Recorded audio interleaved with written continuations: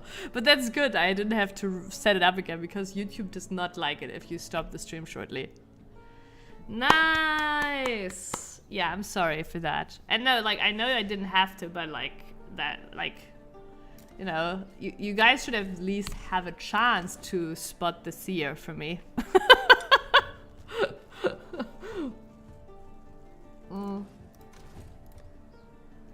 We also have to roll some more maps soon. You're still on 480. But you can also see here, just right before we go in. So this is a map, right? You need this map item, there's some mods on it, some quantity. And then here you can have like put scarabs in for some additional effects, right? And one of those is here. Monster packs in the area have a 50% chance to be replaced by a random Atlas boss. And that's why we're seeing all these little like Atlas bosses are map bosses. We're seeing like little map bosses here and there pop up. And we, on altars, we always like just buff up the bosses and their rewards. And besides that, we're just farming ores. Like here, ore deposits, get ore, yeah. Twitch Mobile is just endlessly buffering now? Doesn't look like an issue from my side, Treehugger. On my side, everything looks Gucci. It's hard to believe, but it is true. Exile. So there is already our first mob boss. I just want to see really quick before I like hop into this.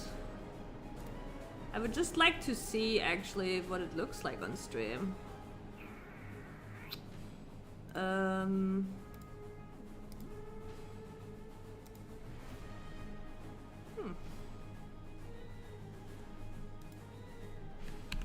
Not too bad while nothing is going on.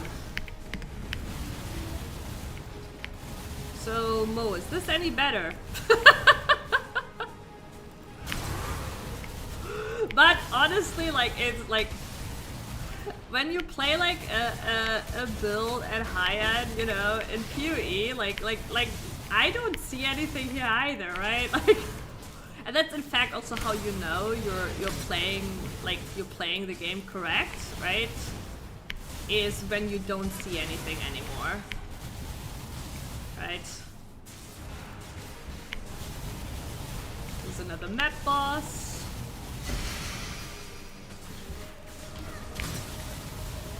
Another map boss. That bonk can actually kill me. This is ore.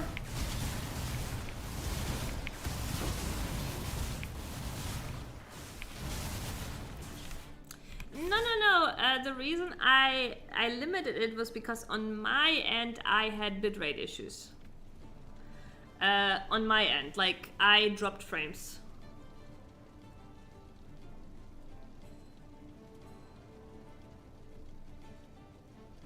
Can't see shit but small. Wait, you're noticing the gold I'm picking up, but you're like here, orichalcum, some ore. How did I not pick that up? Yeah, there's a bunch of explosions, gem cutter, explosions.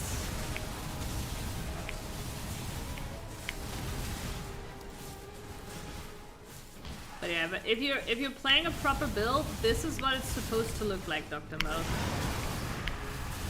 Okay. And like honestly, it's even like this is tame. This is tame, okay? So this is me, little like casual, you know, little casual PoE streamer, right? Right? Let me show you an example of what it looks for like hardcore streamer PoE player. How did this end up here? I mean, it doesn't matter, you can see the flux, but how the fuck? Okay, wait.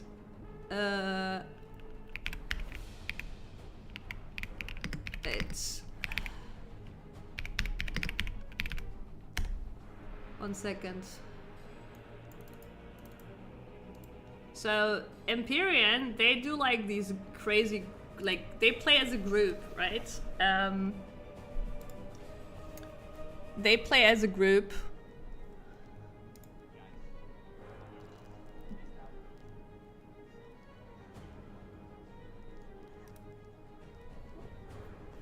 So this is what it looks like. Wait, can I up the quality on this? Are we on highest quality? Okay, I can do a little better. This is actually not the worst. Wait, they're doing ultimate. Like, let me just see if they're doing some. Yeah, this is. Okay, no, this is where they died. Yeah, wait, this is perfect. This is perfection. Okay. This is. See, my screen is fine. Like, this is what the streamers, right, play. I'm just saying, right? Like, like, imagine, like, you know, imagine that is what you, like, this is how they're playing. I mean, they're dying here. They're failing because they're not killing fast enough, but yeah.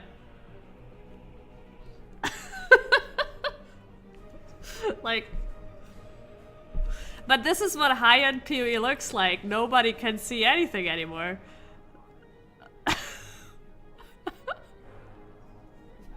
You know, this might be competing with, like, you know, in a way, like, there's like all these memes about, like, you know, the bad WoW Raider UIs, right? This might be competing, right?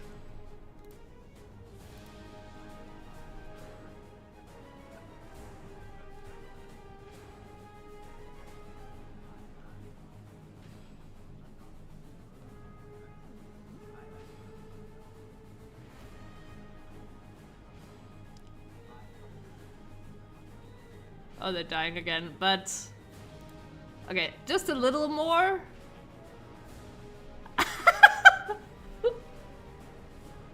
Yeah. I mean, I've had lag too, because it was actually pretty bad for league start. But...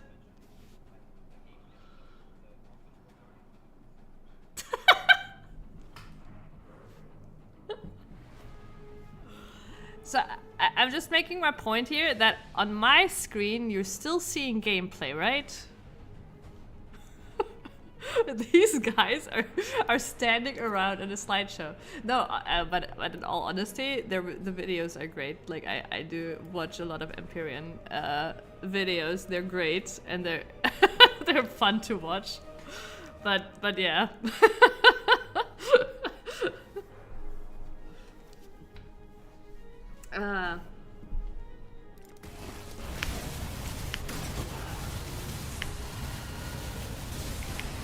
But yeah, see, everything, for me, everything is going smooth, which means clearly I'm not, my maps aren't, I mean, they aren't that degree of juiced. Sure.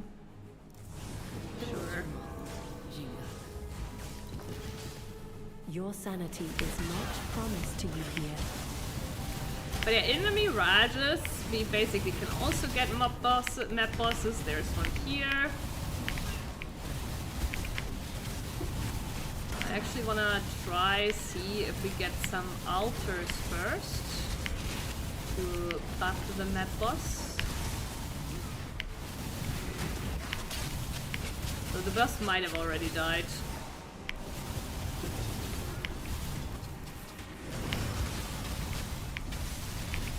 Nope, I'm still there. Oh, we got an altar. He does not have an... Also, he died, but he did also... The altar did not have a map boss option. Whee! Whee! This is another version of ore. Kill things, kill little flowers.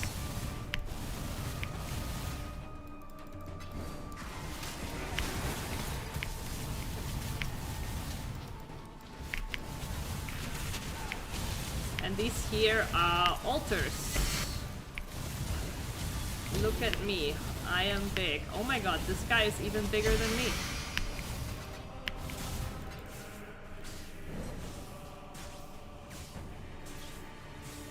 By the way, haven't really posted about it much, course. Wasn't sure if I wanted to play it, but I finished Stellar Blade. I do remember you making a comment about Stellar Blade, or like a mini comment on Discord about it. It sounded like you really liked the game. Wasn't it the game that was too lewd for Sony, so they nerfed the booty? I remember about Stellar Blade that people complained that they were like the protagonist, like the lady, right? They were like, oh, she looks too young, like I don't know. And the funny thing was that the protagonist was literally based off a grown woman. Like they had an actress for her, and I don't know, people just going like, oh, like because of the Asian, like, you know, beauty standards, she having like very perfect skin and everything. People were like, she looks like a child, which no, she does not. It was very weird, honestly. I don't know.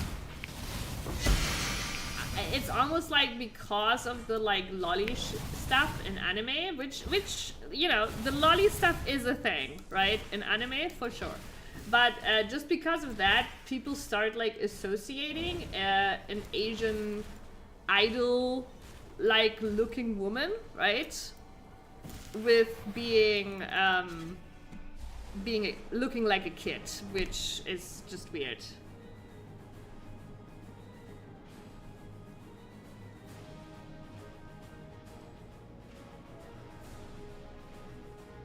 Some were saying she didn't look Asian? What?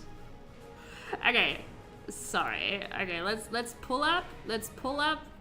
Just so we know what we're talking about, right? Let's pull up Stellar Blade. Because like it's just ridiculous. I remember she was even like based off an actress. Here. I mean, nice. Okay. Well done. You got me. Okay, you got me. I can't fucking scroll up. Well done. Well done. Okay. I wanted to see her face. Actually, legit.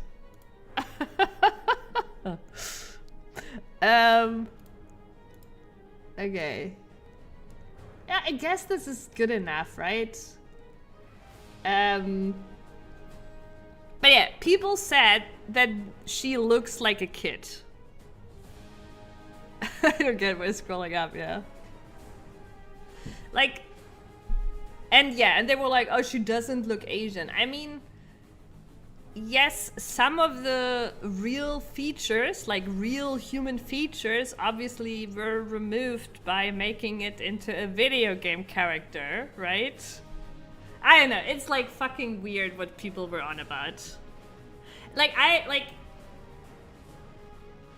don't know.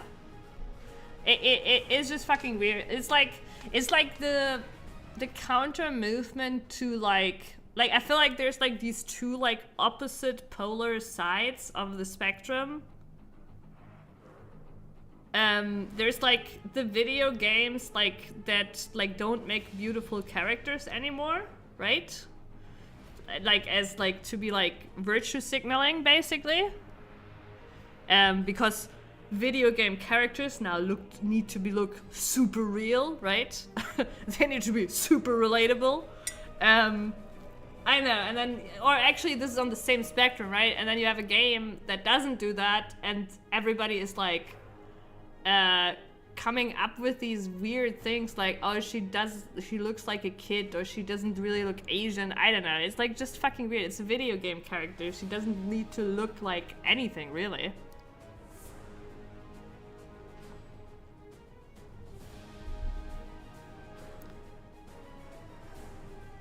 Cinerus! Face, what's that? Characters were always and will be recognized by chest area. PoE Archer. But I don't know, PoE Archer is dead since they removed Raider. I'm sorry. I cannot accept Warden's existence. Give Raider back. But yeah, I don't know, like, it was fucking weird. Like it's so weird. But to a degree, I can kind of understand how people get there, even though it still doesn't, like, it.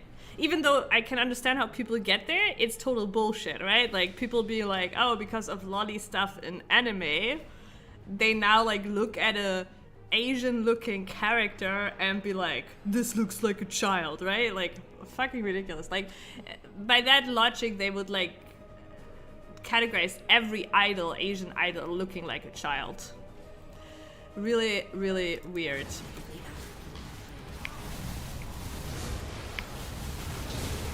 And Cineris, I don't know if I butchered the name. Welcome to the stream.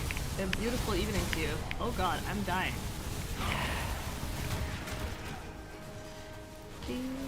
Wait, did we finish the wish? I guess we did, right?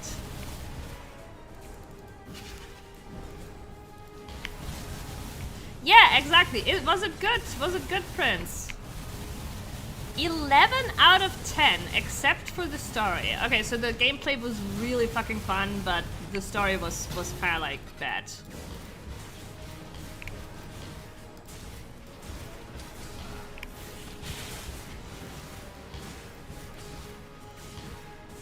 We're doing that one later.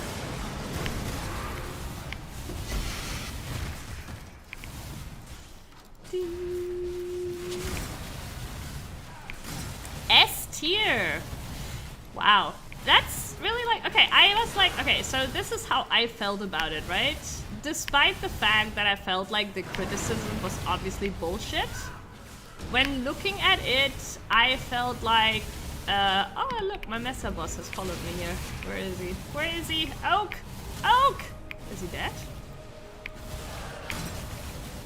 But yeah, I felt like when looking at it, that it's probably an okay game. That was how I felt about it. And maybe just because, like, you know, normal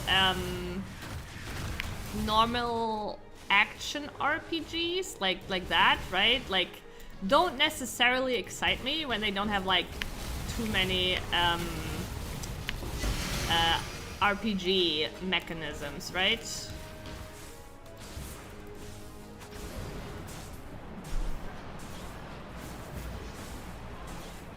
I don't think I played Nikki. I don't even remember what it was, even though the name rings a bell.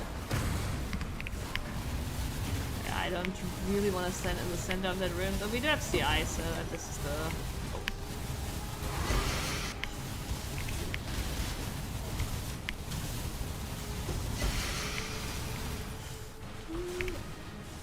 Oh my god, this stupid tornado!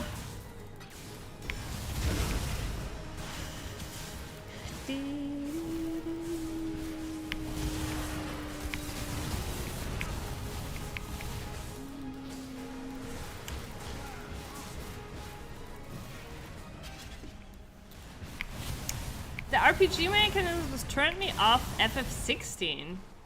Which RPG mechanisms? I'm gonna be honest, I feel like FF16's biggest weakness was that it did not have many RPG mechanisms. Like, gearing? Skill points? Like, there was like nothing.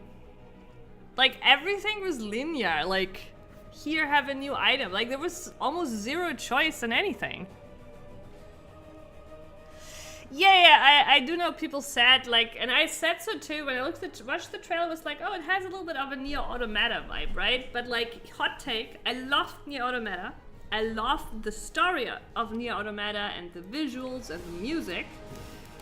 I did actually not love the combat that much. I think it was fine, right? But like, if you now were to tell me, oh, you know, combat is like Nier Automata, story sucks, I wouldn't really want to play it.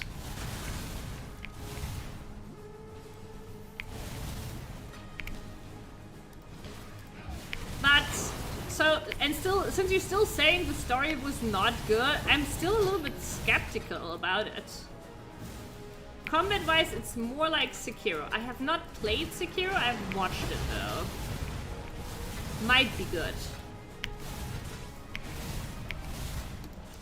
But yeah, basically, okay, so the main thing of like Nier combat was the fact that like I wasn't a fan of actually there's two things. I wasn't a fan of the like kind of like dodge spam, but then also I wasn't the fan of like holding down the stupid like bot button. The stupid bot button like for shooting, right? No, it was just silly. Like you would just like hold down this one button like the whole fucking time for your bot to shoot something.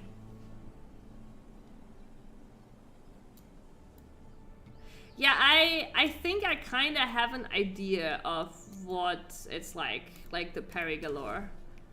There was this other game we played. What was it called? Greetings. Nine Souls? Farewell. Which was kind of like that too. Like very like parry heavy.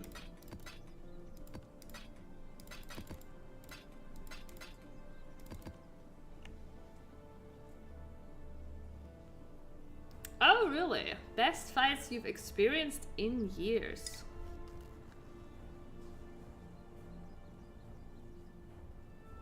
Yeah, I do remember we started on very hard, but we lowered to hard, and we we played the game on hard, and like very hard was crazy brutal. Hard did actually it's weird. I feel like there was a difficulty missing in between hard and very hard. Yeah, almost anything would one-shot you on very hard. Maybe everything, I don't remember. But like then hard, I feel like I think at the beginning it did take me a bit to get into, but I feel like hard wasn't that hard in the end. I don't know. I feel like there was space for a difficulty in between very hard and hard.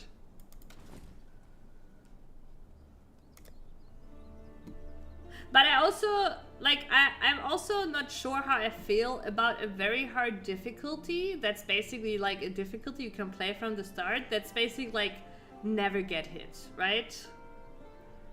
Like I like no hit runs, but that's not something like you do from the get-go, I feel like.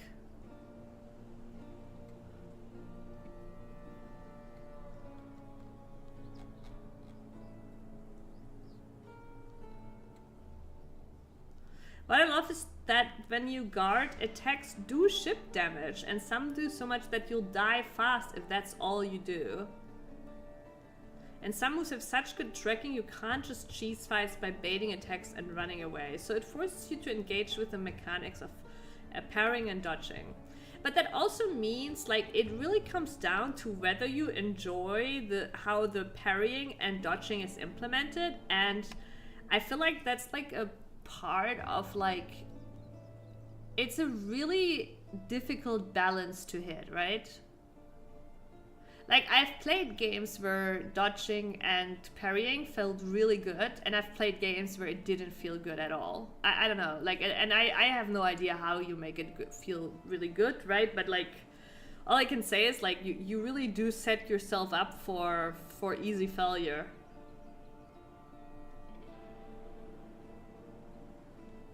Yeah, exactly. The thing is, Dr. Mo, right? When it's poorly implemented, it doesn't feel fair, right? Because you feel like it's not properly animated, like the timing is off, like, you know, like you feel like cheesed and cheated by the game.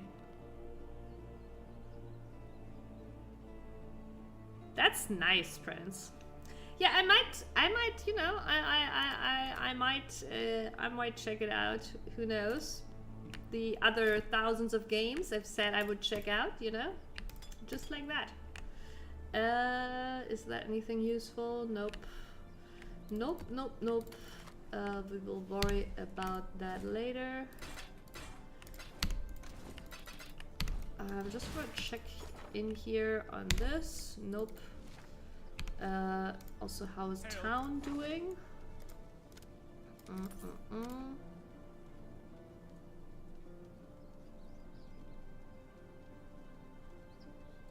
Wait a second. I do think we should send one of those ships.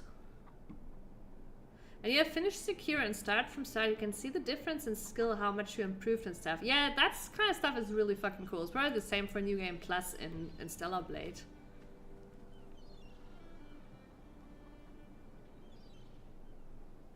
You played on hard. Okay.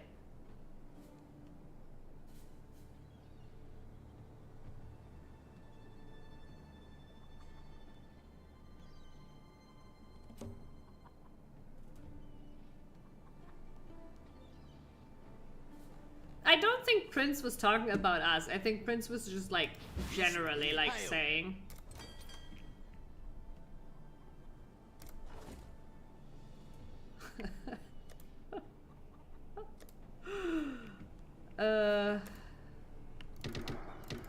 To be honest, I sent these shipments mainly for these here.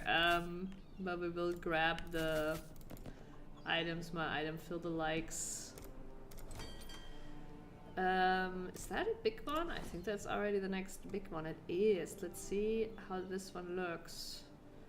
So this is, by the way, what we are collecting the ore for. We are sending the ore in shipments. And then we're getting some currency. The runners have brought back some interesting things.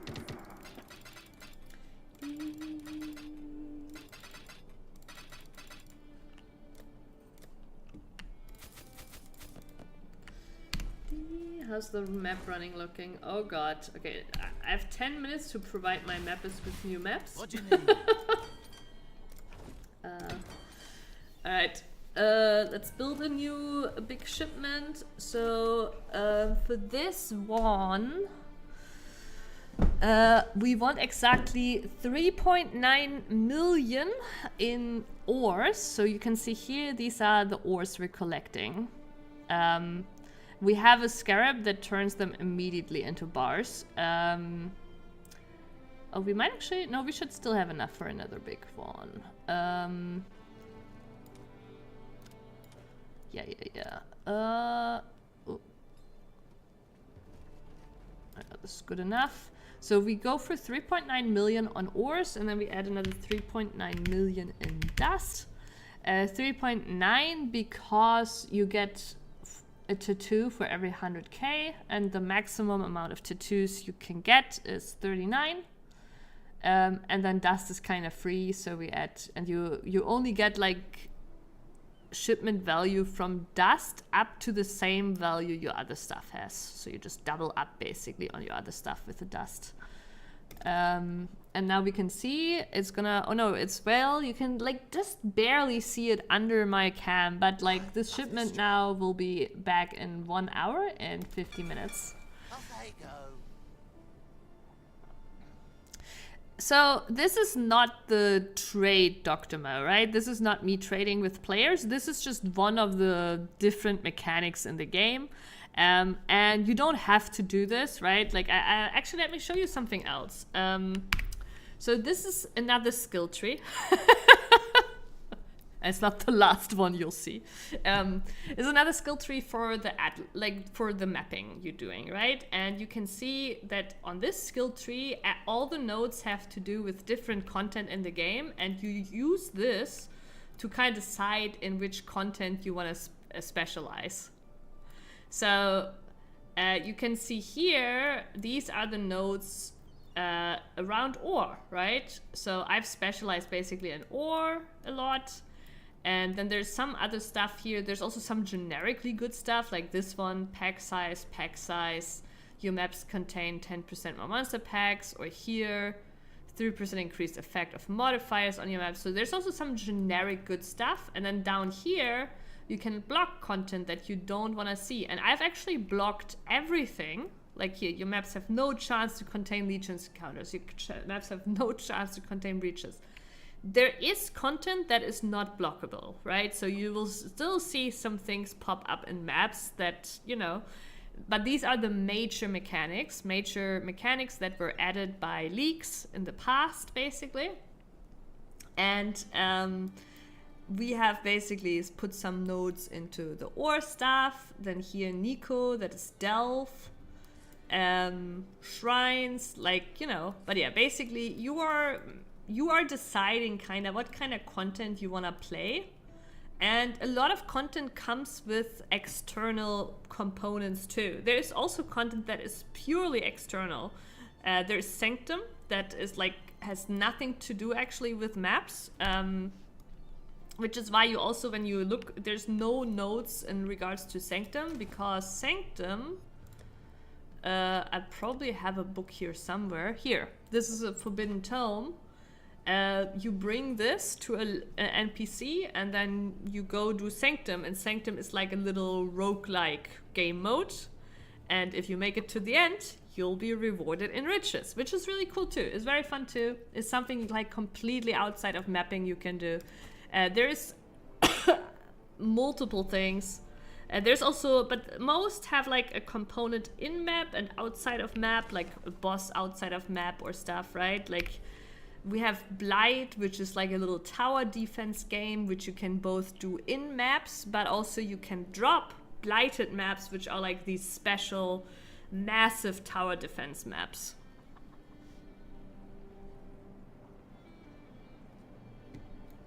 No, it's all good, Dr. Mo. I get it. I just want to like give you a little bit of like an I don't expect you to really like, you know, because obviously you're not playing the game, so nothing I say really like resonates in a way of like, oh, I would play this or that.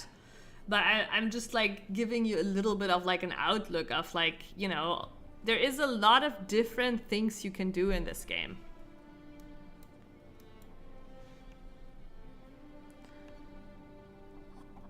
Brother need help, the not crazy one. Think it through. You don't have to play it so stream can hear. Wait, what does that mean? Oh, this is new music. Okay, I will open it for later. Yeah, I will listen to that later. All right. Anyways, what was our? I think we did send that one. We want to send a second one. That one we want to send here. How's our crops looking? So here we're just sending crops. Crops are like automatically generated. Wait, I had kind of like decided on how much I wanted to do these. I mean, 1 million honestly is probably good. That's 10 to 2s. I want to find like the right balance of like how many crops I'm generating. Yeah.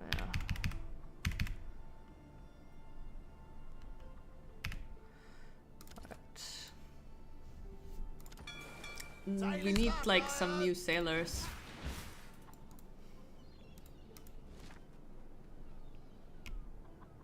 Oh, good, Dr. Mo. Check in with me when you have a moment. You have like 0 obligations here. You're trying to get your Ubisoft launcher to run for which game? What are you planning to play? Speaking of Nier 2, it's another reason why you just ignore people and their controversy. People complained about 2B2 when that game came out. Oh, really? Oh, I guess it makes sense they could. I mean, honestly, you know what? At least it's consistent, right? Because honestly, true. Why would they complain about Stellar Blade but not about Nier, right? So, in a way, at least it's consistent.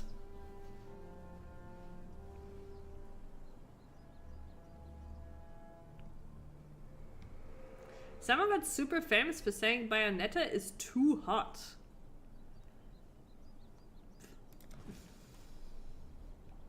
It's so weird, right? Because like, I don't understand how we got here.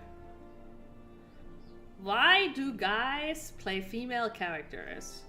why do also women make female hot characters in video games, right? Because they like to look hot and good in video games. Like, it's really not that fucking complicated. Yeah, like, I don't understand how we got here. Like, the argument is like, oh, like, I don't know, like fighting beauty standards and shit like that, right? But like, the reality is, and like there is toxic beauty standards without question, right? There is. But there is, like, we're like community animals, right? Like there will always be some sort of beauty standard. Like I feel like it's more important of fighting like things that are actually like toxic. But even then, right? Video games is all about like living out your little, you're like living out whatever you fantasize about. It is part of playing RPGs. When I say that, I mean that in an absolute, you know, safe for work way. And yeah, I also feel like who really like wants this, right? Like, is anybody gonna be like, oh, thank God the character in my video game is not beautiful, is not looking hot? Like, for who is this, right? There's toxic things in real life that we should fight, yeah, but at the end of the day, we will all still want to look pretty in video games. I mean, okay, to be fair, there is also people that do not want to look pretty in video games, right? And that's fine too, of course. You know, 1000%. And that should also still be granted.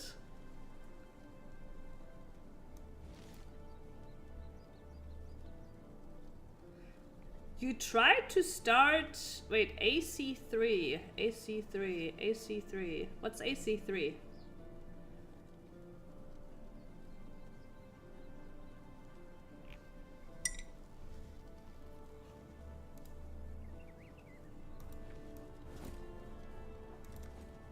Yeah, I feel like it's really just like, okay, there is an amount of people that doesn't care. But I feel like nobody is really gonna be grateful like for video characters not looking good anymore.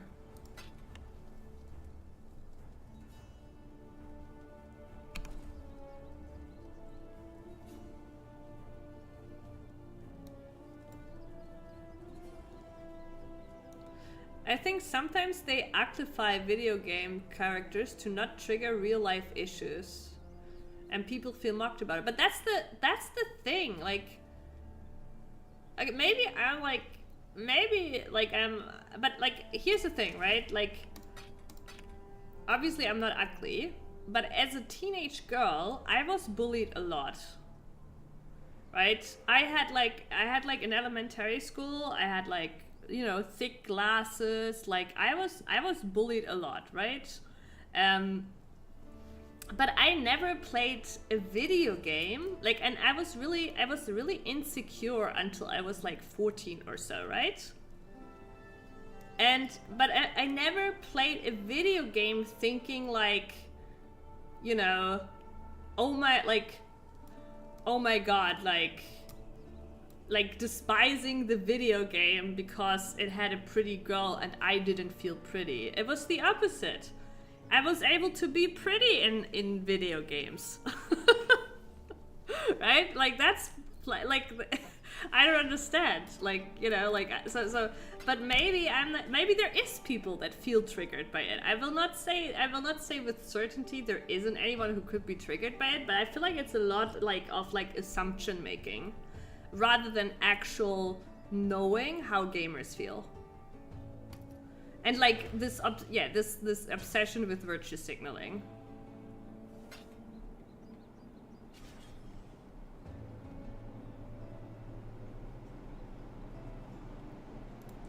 Yeah, it's I mean, Western games have always been a little bit more realistic. That's true too.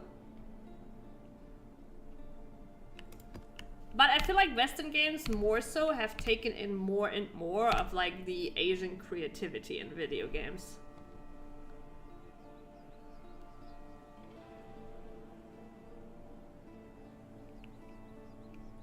Yeah, it is. It's definitely Western culture.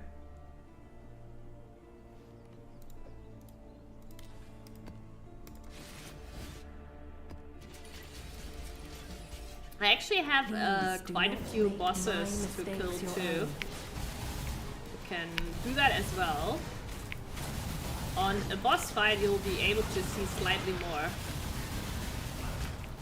How's this character doing this in heals? Yeah, who fucking cares? But I feel like this is just how is this character doing this in heals is just another fake argument on like why the character shouldn't be pretty, right? Like I feel like it's all like under the guise of like the character shouldn't be this pretty. I don't know, and why the character shouldn't be this pretty because we're like preemptively protecting someone we don't even know if they exist as a gamer, you know? Like that's how I feel about it, because I have not seen. I don't know, I have not seen someone actually be like offended by video characters being pretty or being triggered by it, but I might be wrong. I don't know.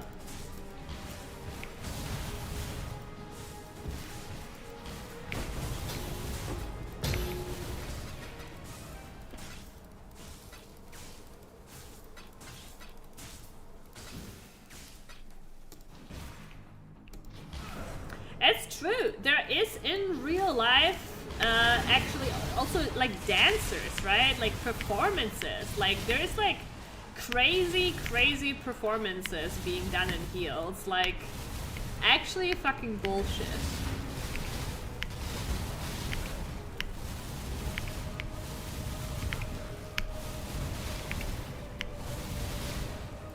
Also like when people go like, oh, well, you know, how is she doing this in heels? And like, how is anyone doing this in real life, you know? Like, oh, we're getting in danger territory. Help. Oh my god, it doesn't die.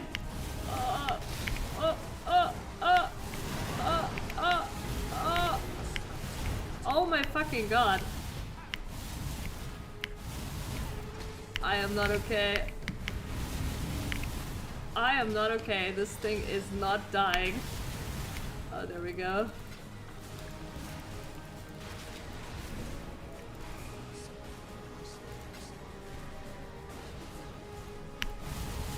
Yeah, exactly. Bayonetta is a witch. That's what I mean. Like, how is anyone doing any of this in real life, right? Like, it's extra silly when you come with this argument about Bayonetta.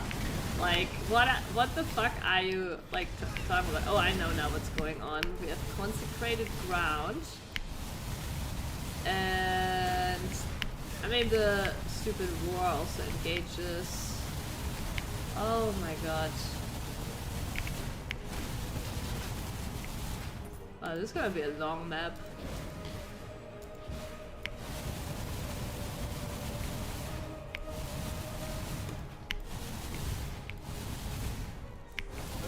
Yeah, it's something sexual about women. Exactly, like it's people like, but that's just again, like, you know, like, and it's like, I'm gonna be honest.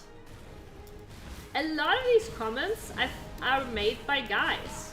Like, it's a lot of guys that are like, I don't know if they're trying to white knight for someone, you know, like they're like, oh, you know, this is sexualizing. Like there is women too. I'm not saying like it's no women at all, but it is a lot of guys, which is like really fucking weird too, right? Because it's like it's not even about you, right? Like if your argument is like somebody might get triggered by it like being too sexual or too sexualizing of a woman, then it probably wouldn't be like really like something you should care about. Like, why are you preemptively trying to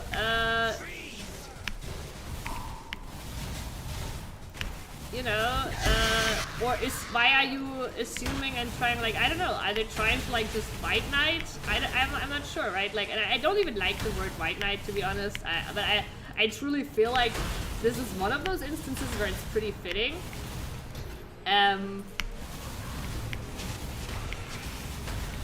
Because I do feel like it's weird when you have, like, guys in that like really strongly arguing on that, and I'm not saying it's because guys can't like have arguments in favor of women, right? It's just like, is there even like anyone offended by it, like, or are you just assuming, right? And I'm sometimes I'm guilty of that too, right?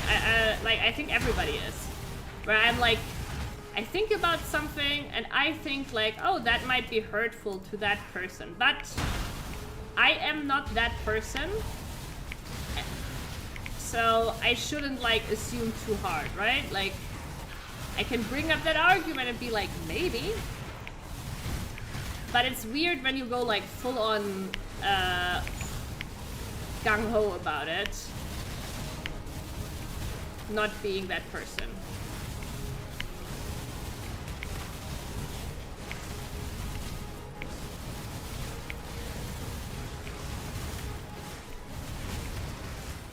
Google has better description. Yeah, I'm sorry, I missed the message further up, and this map is a little bit rougher than the previous one, so I'm actually having my eyes more on the screen. Performative male.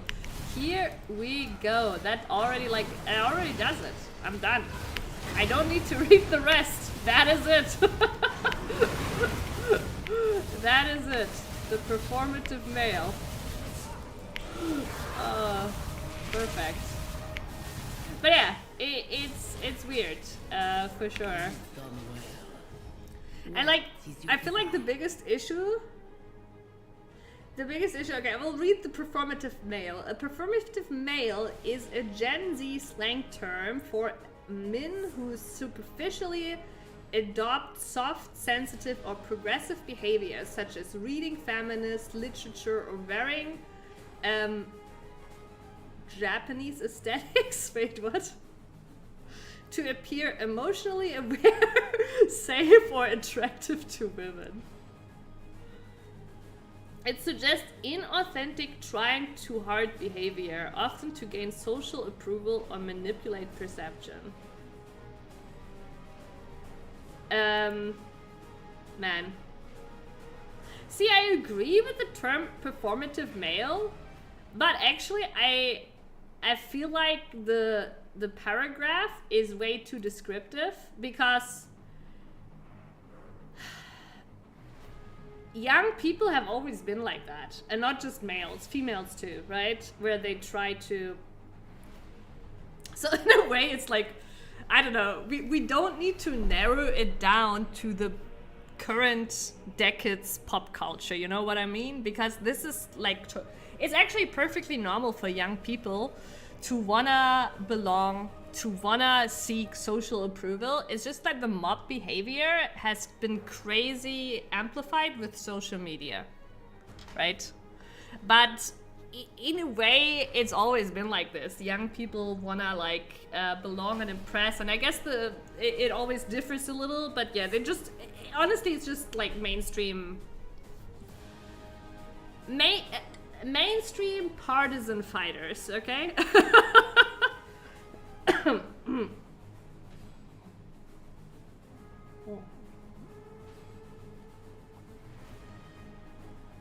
Yeah.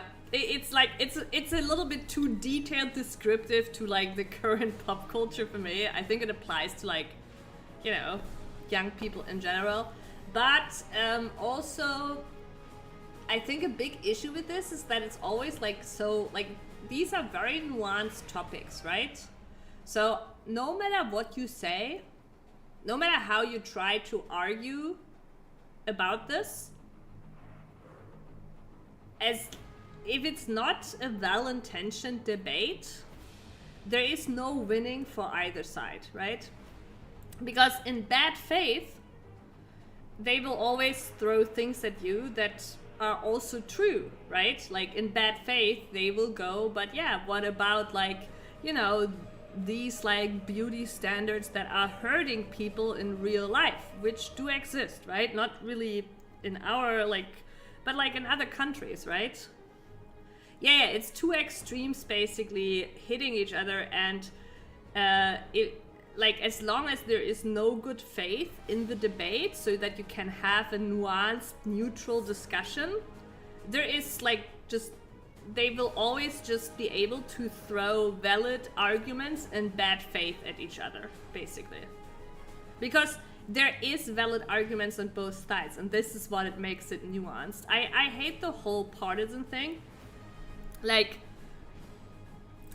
it's a lot in America. It's a lot like the left versus the right, and of course to a degree that like we have that here too, but it's not that same crazy war that you're having in America, right? Yeah, exactly, Dr. Mo. It feels like in American like politics and social media, the middle, the center, has been completely removed. And it feels like you have to be either left, you have to or right, and if you're left and you say anything that's associated with right, like then you're immediately like being like you're like, no, you have to say this because you are part of this political spectrum, so this has to be your opinion, right? No, like for example, like I've said this before, I consider myself left, but there is still things like in left politics, both here and also if I were to look at American politics, or also in left like culture, that I don't agree with, right? And everybody should be able to have their own nuanced opinions. Like, you don't want it to be literally two draws and that's it. like it's like dumbing down politics to like two opinions. Like just two parties and that's it. It's so dumb. Yeah, I know that what happened with Amira, who didn't wanna bring up politics, and then she was like shunned for it. Totally stupid.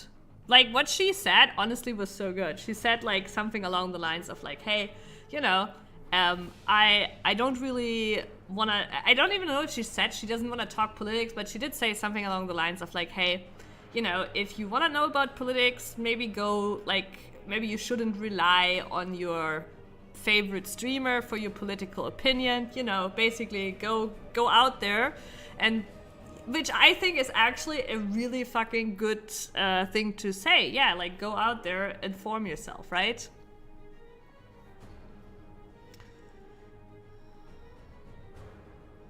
Yeah, exactly. Prince hit it better than what I remembered. But yeah, I think that was actually a really fucking good thing to say. Yeah, and like everybody just bullied her, right? For not basically saying like what are they called again? But basically the immigration department, whatever, for them sucking, right?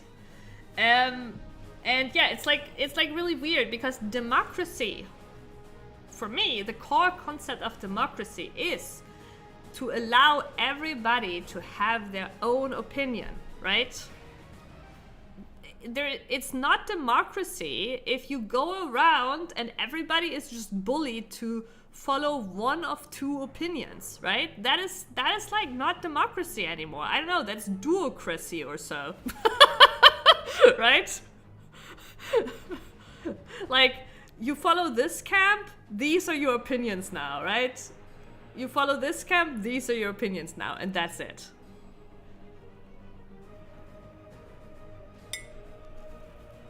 Oh yeah. A lot of it is just spectacle and drama, really.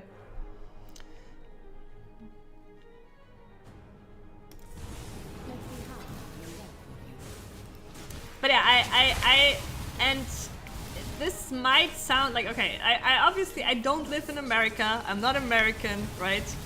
And I don't know, like, I don't actively follow American politics, and like, you know, like, so, you know, what I say, take it with massive grain of salt, but, hello, am I dying?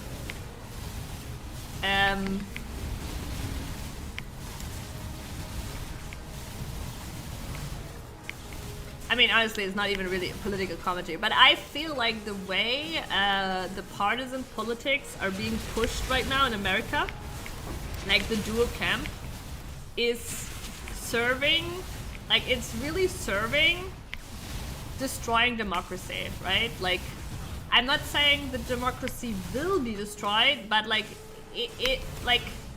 but this would help, this does help it if it does, right? Because it's literally like gonna be one camp winning, and you know, and that's it then. Like this partisan warship over warship, can you even say that, over like only two camps is destroying democracy.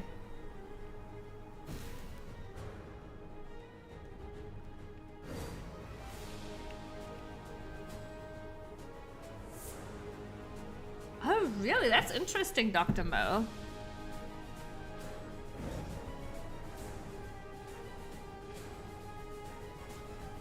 Fifth grade is also extremely early.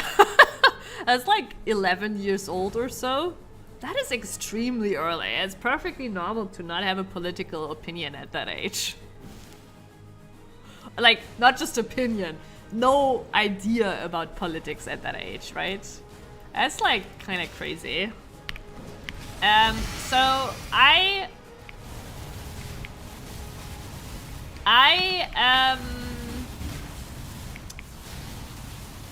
was like a little punk, right? I was a little punk. Started being a little punk when I was like 12. So I was never asked that, but I would also think that everybody looked at me being like, okay, yeah, you're, did I go into the Mirage? I feel like I'm like really like not paying attention to what I'm doing here. I have to go find the Mirage. But yeah, so I guess everybody looking at me just knew, okay, I guess she's left because she's a little punk, right? But it's pretty interesting. I really like, yeah, I never went in. The Atlas cannot be studied, only destroyed. I think there were some people in my class that had to redo the 5th grade. Oh, okay, I see. Yeah, because I was like 5th grade is super early. I don't think I wasn't like 5th grade is when I started to become the little punker girl, but it wasn't for political opinions. It was because I was listening to Nirvana and I liked Nirvana, right? It wasn't because I didn't have political opinions at that age either, or you know, like so. But I still think people like were like looking at my like you know, ripped jeans and whatever, and kind of like were like, oh yeah, she's left. And like later on, I was like I was very left in my teenage years, I would say.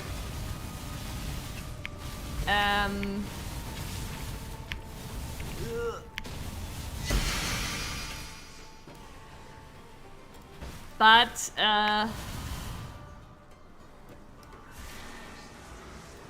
yeah, I was bullied, but never over the politic stuff.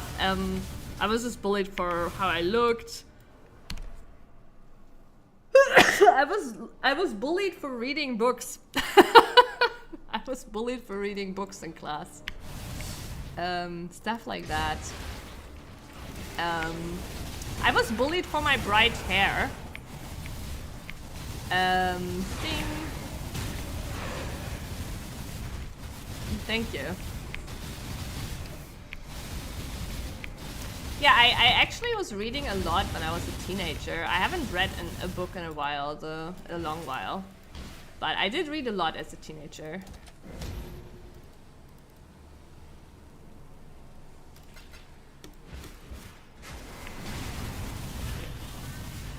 even know if that's the thing. I feel like it's just like hating someone is always like, you know, like people love the drama, right? So jumping onto it and hating is always like the more popular thing to do.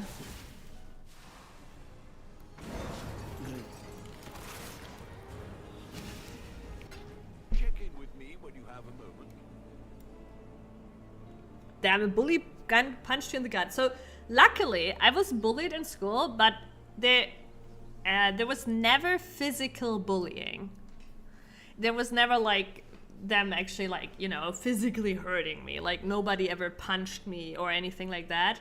They did do little things like, you know, they took my pencils away and stuff like that and hid them, like, you know, but nothing like actually like physically violent.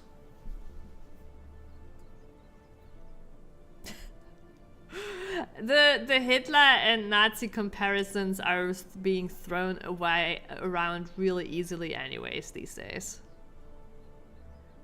Yeah, and like I think like hate watches is like always a thing, right? Like I love like I love like when people went like oh, I always knew there was something wrong with her, right? Like they were like cheering her on, watching her, right? But secretly, I always knew something was wrong with her, and just waiting to be able to hate, right? Like it's like I don't know, like that's literally like middle school shit, right? Like, come on. If it's true that it's pathetic to have been watching the streamer even though you didn't like them, right? That really sucks, Dr. Mo. It is more typical for boys, of course, that the bullying is physical. You know, girls do other mean shit. Like the bullying, like that I would like again. It was like mainly like they would steal some stuff, they would say some mean things, right? Like they would spread some lies. That's the kind of bullying I experienced, but nothing violent, luckily, ever. Yeah, it depends, right? Like I don't actually know which one is like I still think the physical part, but it's so hard to say because it depends on the person, it depends on the kind of bullying too, I think. I also think it has gotten a lot worse now with social media, right? Like when I was bullied, we weren't on social media. Like I wasn't online bullied, right? Like, but I was online, right? Like I was like one of the kids that was very early online, right? I was a nerd from young onwards, and in fact, online I had friends, right? Like that. Honestly, for me, it was really helpful, right? And I had some old, like I also had real life friends that were older than me, right? Like my friends were all like 2 years older than me, you know, and I knew them from the area I was living in, right? And then online we were in forums and I made some online friends there, right? So for me it was actually a help. But I think now these days when somebody in school, a girl like is bullied by girls, she's gonna be ripped apart online, and I think that is really rough. Because for me, when I left school and I went home, the bullying was over. Right?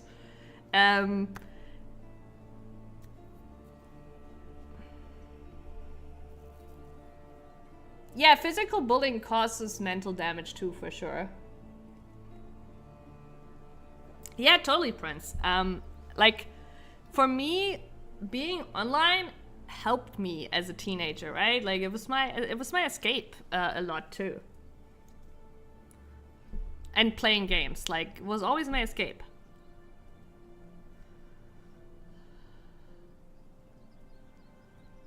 Yeah, I was the same, Dr. Mo. I was the same. I was like so lazy. I did very little homework for my whole school time. Like, and I was still doing fine.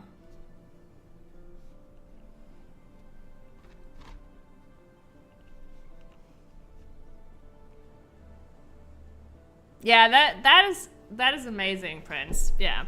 No, I do agree. Like, it's a really like two-sided coin, right? Being online, it can be really brutal, but it can also be really good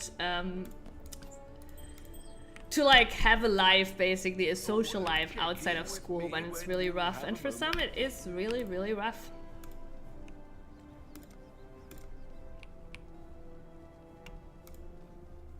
I do remember, like, at my school at one of the ones I was, there was a boy, I think he was a bit older than me, like maybe 1 or 2 grades above me, but I saw him get physically bullied a lot. Like, they would like shove him around and stuff. And I remember that, like, we were in the like I had informatics class in 11th grade, right? And we had like a PC room with very old PCs.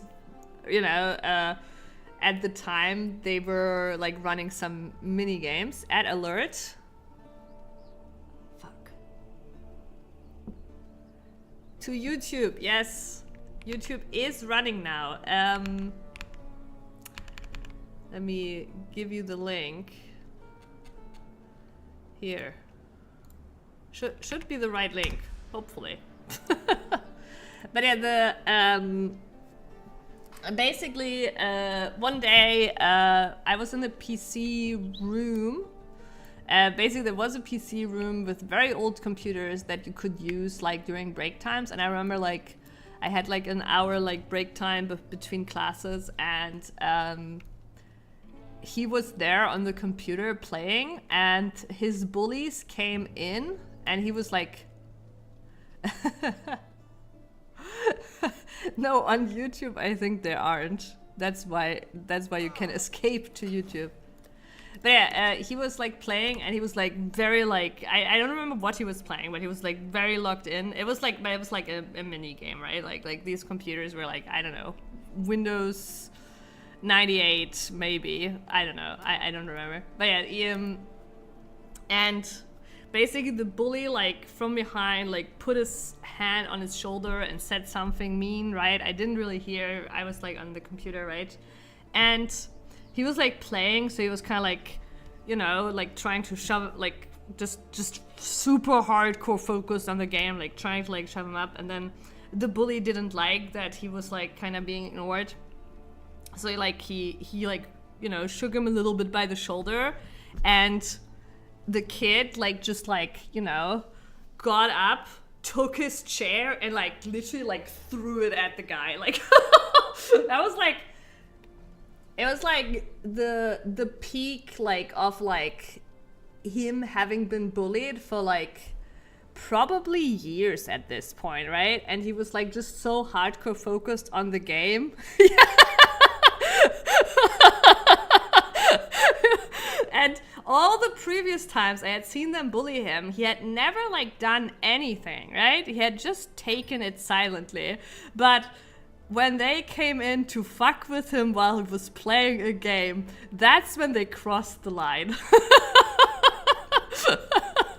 Yeah. He literally like I was so like, everybody was like really taken aback. Yeah, don't fuck with gamers.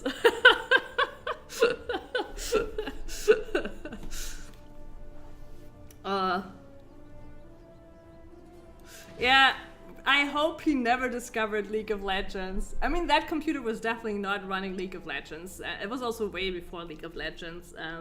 Let me think. It must have been, wait, 11th grade. 7... 11. I must have been like 16. Yeah, 16. So that must have been 2007. I think. And it was old computers. It's always the quiet ones, yeah. Luckily, he did not have a gun.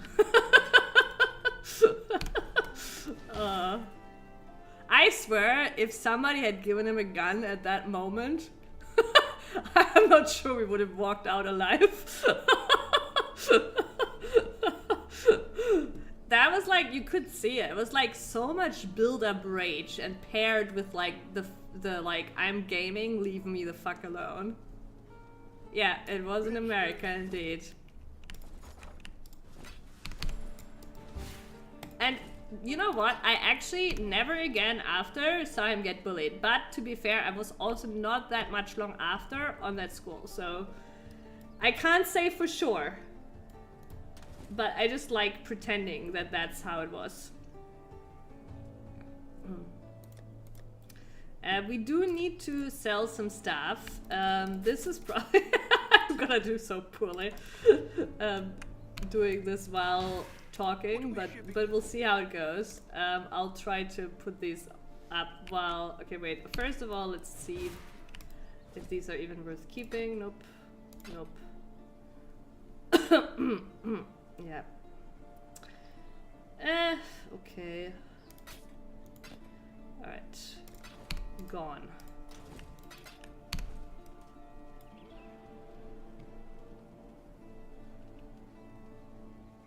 Bullied quiet kid finally snapped and brought a gun to school.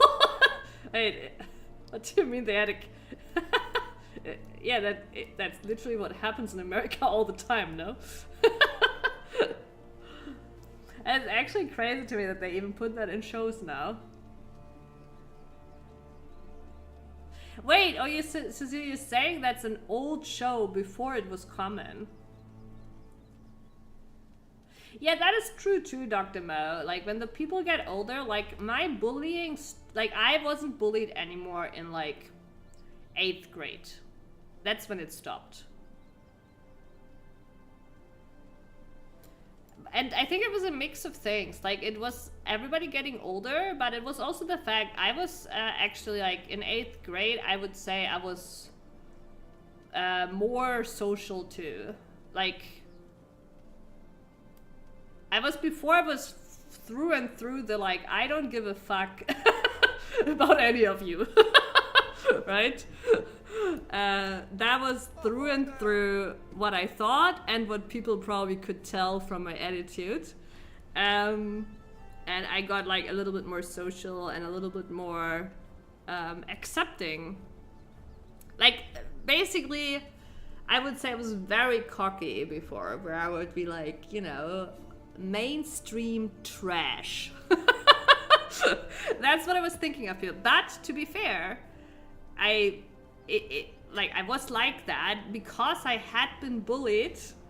I had been bullied from a young age, so the way you turn around as a kid is to be like, well, you know, like, in a way, like, the bullying made it so that I became a very confident person in not caring too much about what other people think or say, right? So that's the upside. The upside of being bullied is to learn, like, to not give too much credibility to what other people are saying about you and being skeptical about it, right?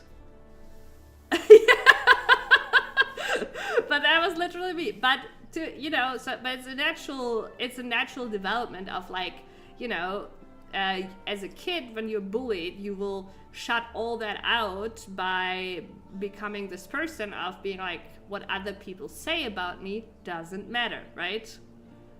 And that then in turn develops into, like, you are all mainstream trash. And now look at me with the Rolling Stones mainstream hoodie.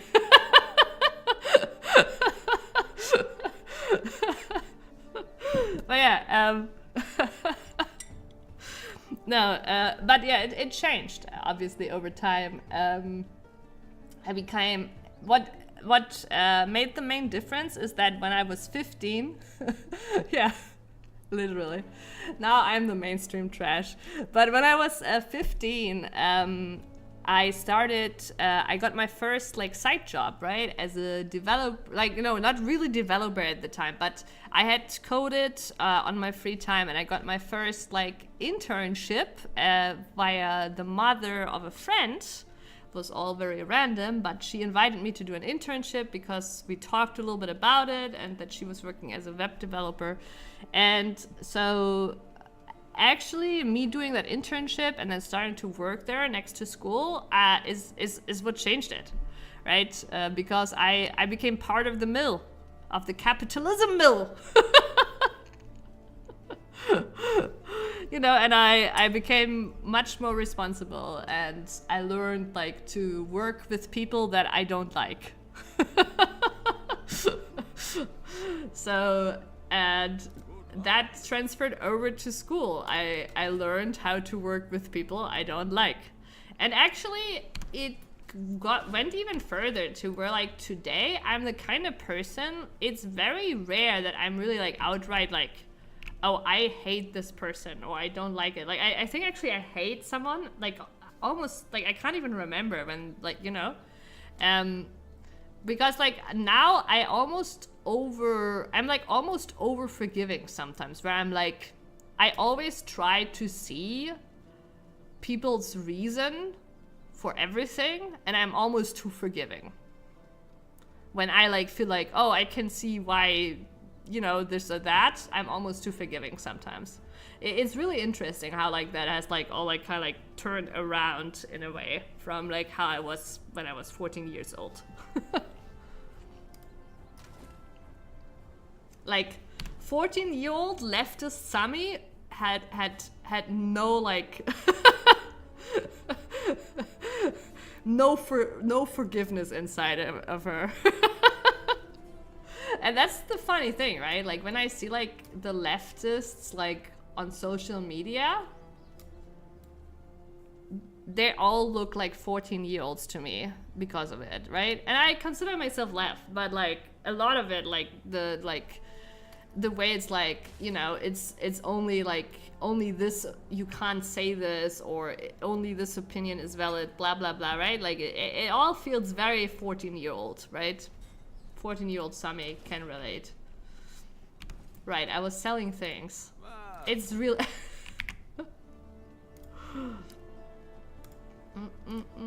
Wait, the base item, but I didn't even actually mean to. Oh, yeah, it's about the same. I'll let you know.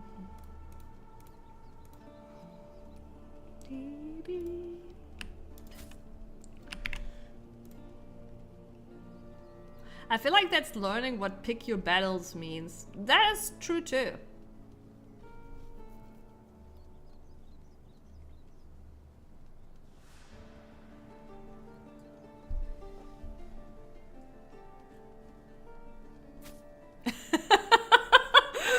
That is a banger, Prince, that you can now bring up at any time. Good for you. You know, and this is how you turn a shitty situation into something positive. Take notes.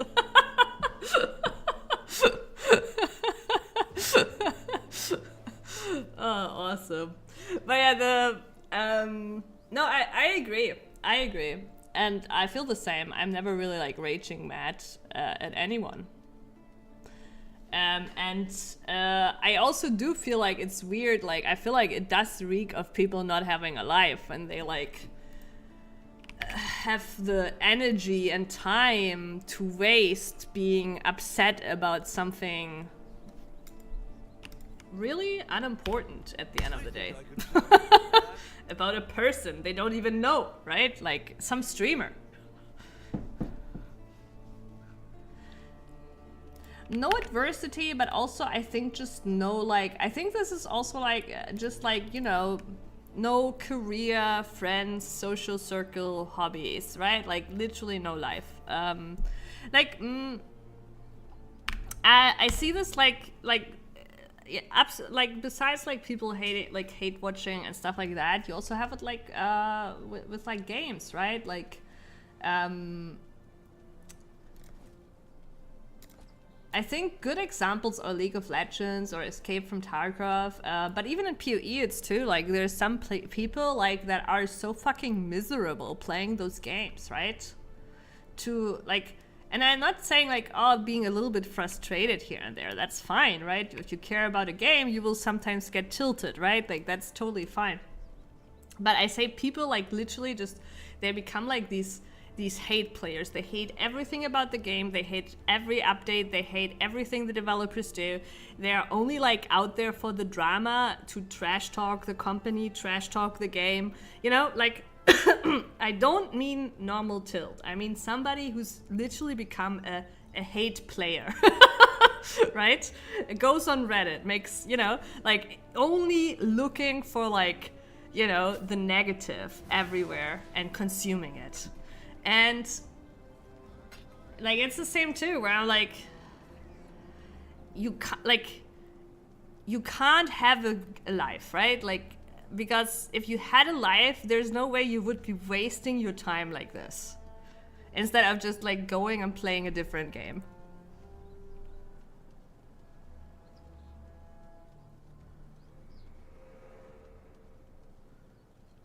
Someone's video on that whole Marvel Rivals drama said a lot. The cost of never being told you're wrong.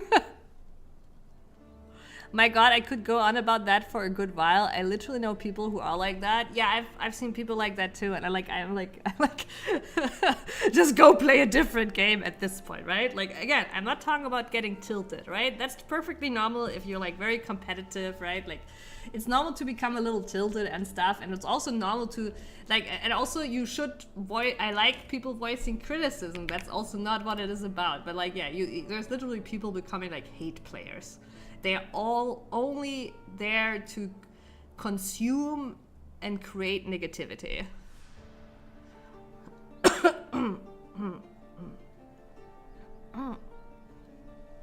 5 years wasted on one of the worst games ever. Yeah, exactly. Exactly. That is the hate player. That is exactly the hate player I'm talking about. Yeah, people treating their games like an ex-lover.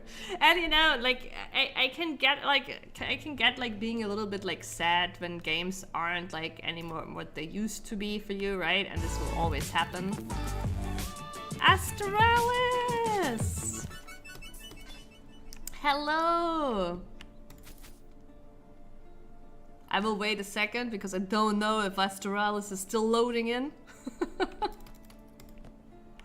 But thank you so much for the resub, and I hope you had a beautiful month, a better month than I did. Your hair, nice. I hope your health was better than mine. It is a stream indeed. It is a stream indeed. It is a stream of something.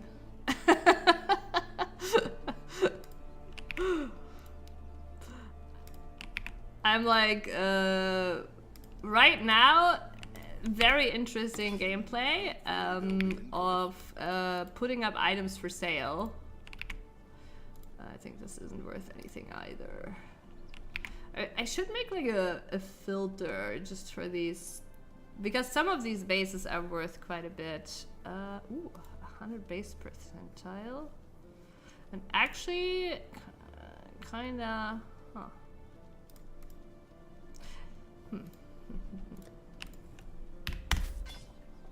Peak menu gaming, exactly. It's definitely a stream of all time. I had a good month so far, but good times are over soon. Why are good times over soon? Wait, what PoE mechanic was I trying to explain? Did you take any notes? Can I learn something from it? Oh. Oh. 2 work trips. That's a lot. So for how long are you going there? I mean, yes, I did. I will fully admit to that, but I thought I was done. Like, I just showed you the Atlas tree and some stuff. I didn't think I was explaining any mechanic.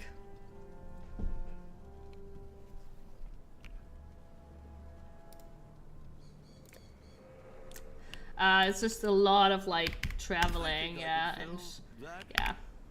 That does suck a lot. Like when you're like, it can be a little bit of fun. It can be a little fun too, but like, you're just not getting like any actual like home time, free time to do things for yourself.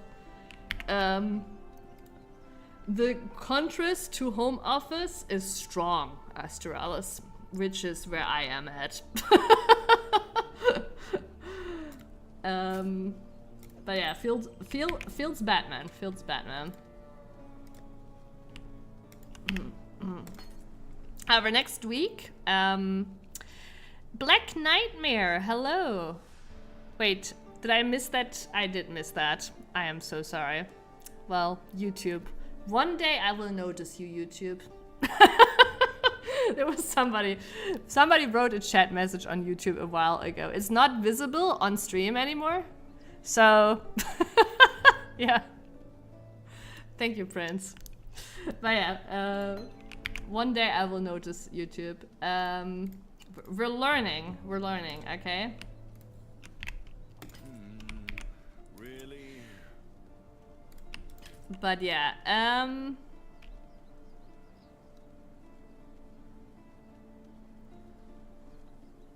I did hear Twitch made a change that you can now merge YouTube and Twitch chats. There is, I mean, there is like other services that can already do that. But if it could be done Twitch natively, that's pretty cool. Like you can see that on my stream. They are already merged, right? It's just like on my actual OBS, I have a separate YouTube chat and a separate Twitch chat open. And they're right next to each other, but I still like, it's like, I don't know, stupid habit or whatever, right? Like I'm pretty good at like kind of like keeping an eye on the Twitch chat, but like the YouTube chat is just still like, I often don't notice. Maybe I'm too old to learn it now, you know? Hopefully there'll be interest.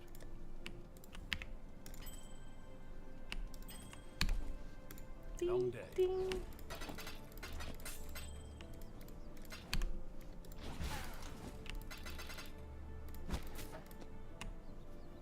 YouTube peasants. Yeah, I might look into it. I that could be cool. Like that could be definitely good if I could merge them. Would help for sure. But yeah,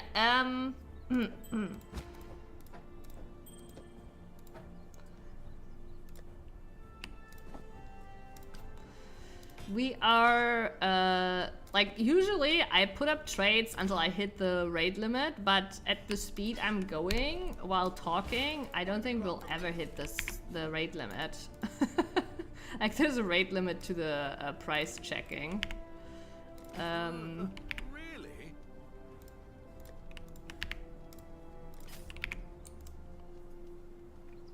But yeah, Astralis, you still haven't played PoE ever again, right?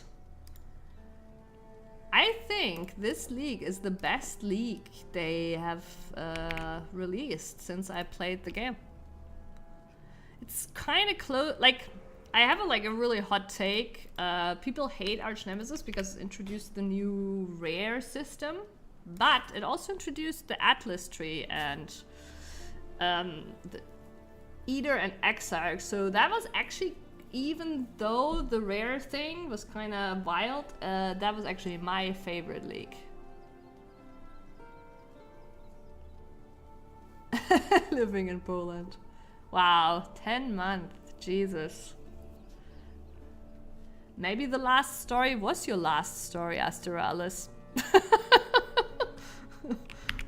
Oof.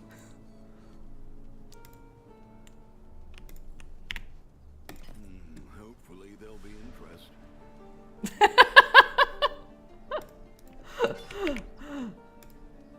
It's okay, Astralis. We all have to deal. No, wrong. Oh my god, I'm putting them in the wrong.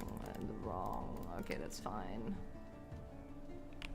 Wait, is this thing isn't worth anything, right? Like, I don't know. Well, Let's throw it in here. Yeah. So, do I have new? No, I don't. Maybe.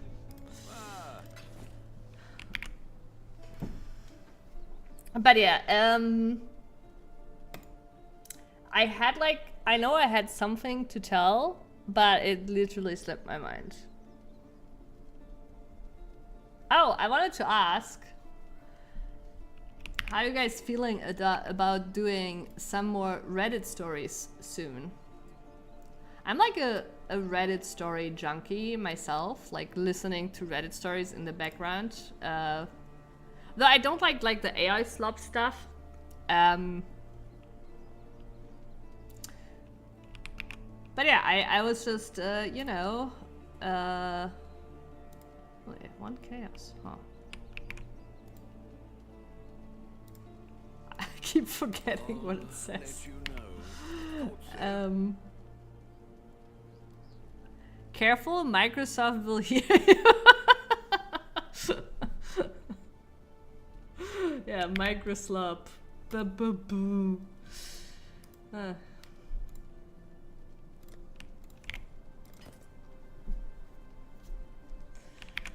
But the thing is, right? Like, it's... Like, I'm not saying this to defend Microsoft in any way, right? It's been shit, but also just like, we're still like on trend with Microsoft. One good Windows, one bad Windows, right? So they still can redeem themselves with Windows 12, right? Just saying. So we all knew Windows 11 would be shit, right? But while like everybody is going ham over like AI use in like Microsoft code, everybody now is using AI. Like every big company, there's still like some, you know, client side older software where it isn't, or, you know, smaller companies, sure, but like the majority is now using AI, right? So while everybody is like, oh, Microsoft AI slop, like, you know, all the other big players, they're just like they're just like hiding under the table. I hope they don't notice us. Right? Like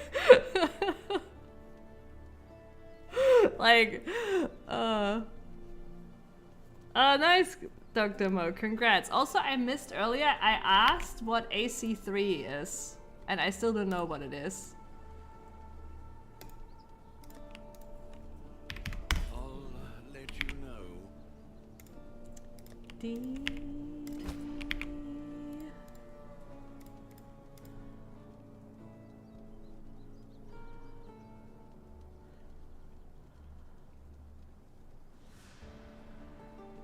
Oh, it's since Assassin's Creed 3.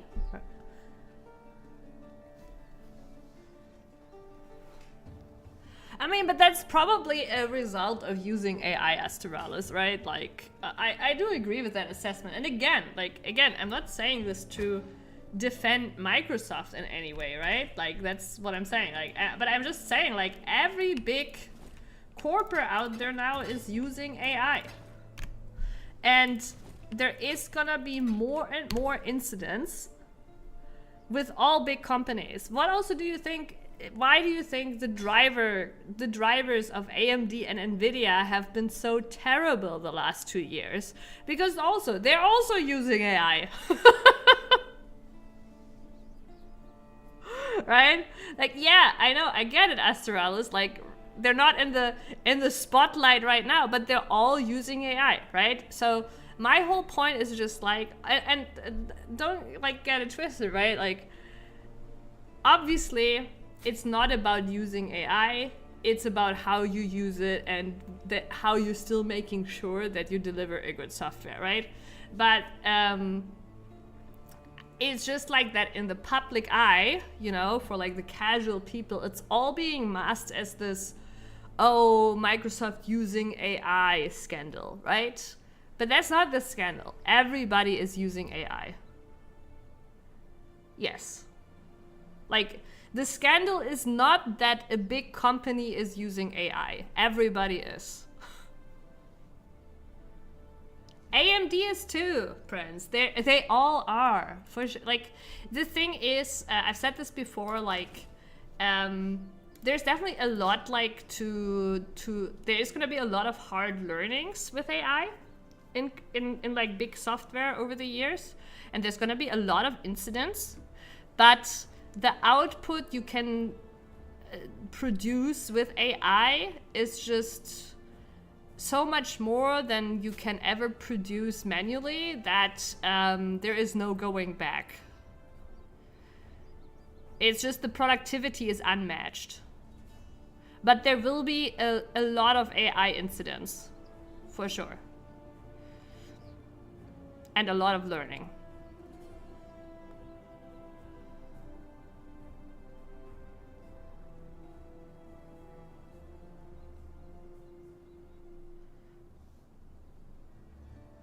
Oh yeah. There has been also like there has been bugs in Windows probably like for 20 years.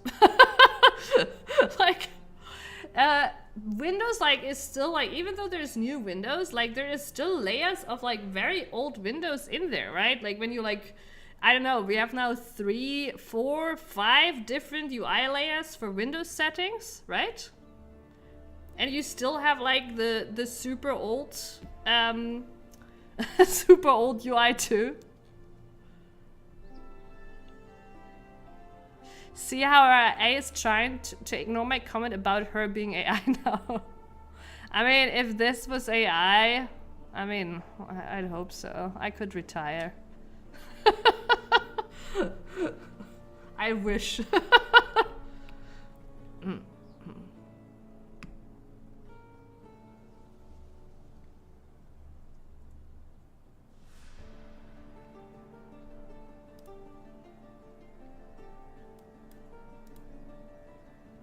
The only reason for TPM 2.0 is to have... Oh, yeah, no. It's kind of interesting. We're going like kind of like back to the 90s, right? I don't know if you guys know, but like initially Windows was... like you weren't actually able to run anything on Windows besides Microsoft software. Like... You were only able to run Internet Explorer. You were like, Windows was built to like only allow Microsoft stuff, right? Which obviously became an issue with like Mac and stuff being around. But TPM 2.0, we're kind of going back to that in a way too. Like there's other issues with it as well. Like, but like that's also something that's kind of funny that we're going back to that. That Microsoft is trying again 20 years later. You think they've forgotten by now? Let's try again. Right? That's kind of what it's like, but yeah. Shit, we need to roll some maps. I can actually show you. Let me show you. This is my... So over here, great, right? Dr. Mo, this is like also like, I swear, like looking at this is a real pull for the game, right? Because what you're seeing here is my regex for rolling maps. So we take this. No, we developers can relate.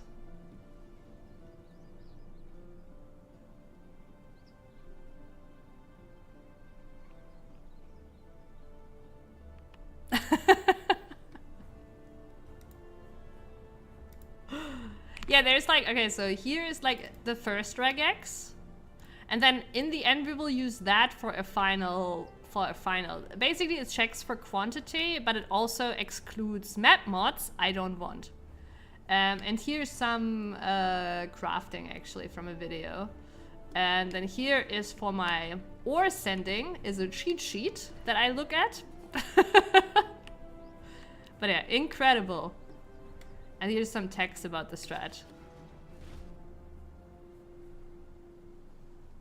What's the gibberish below? Okay, yeah, that is because you might think I'm that genius that actually, you know, is able to make this kind of short regex to perfectly match map mods, right? Like, so if I now put this in here, you can see, oh, these two, but yeah, well, but you know. But actually there's a really, really useful website. Let me pull it up. Where is it? Here.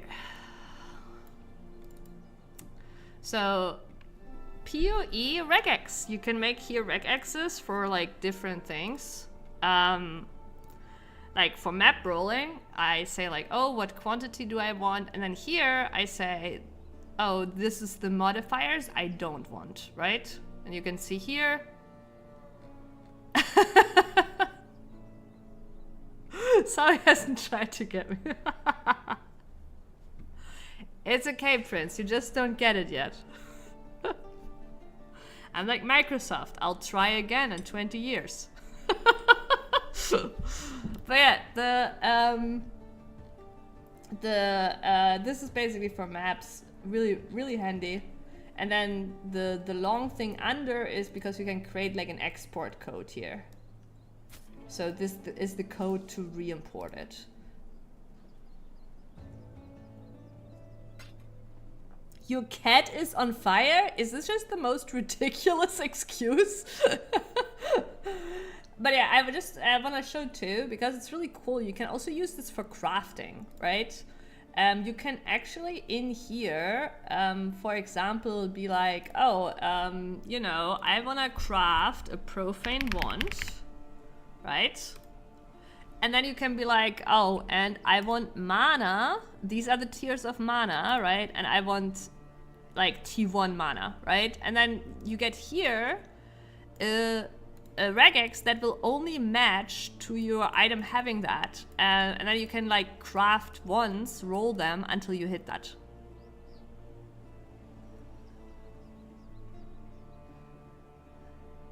I would never.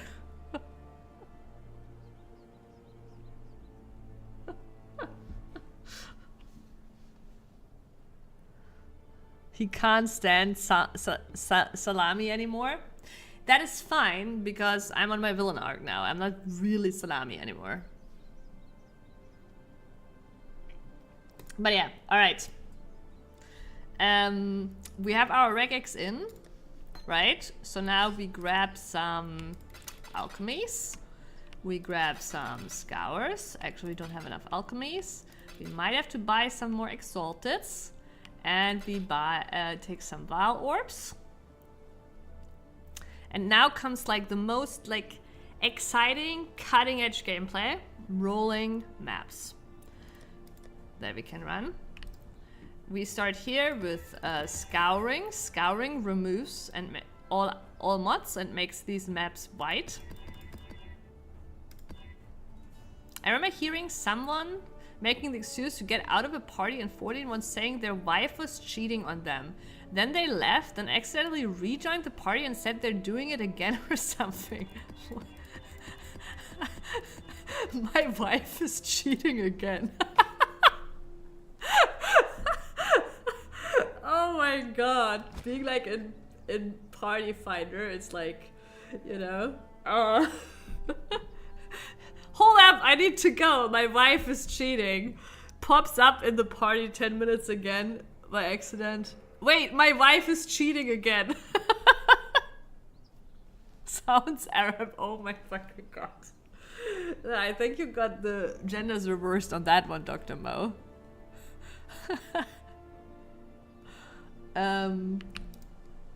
Alchemy.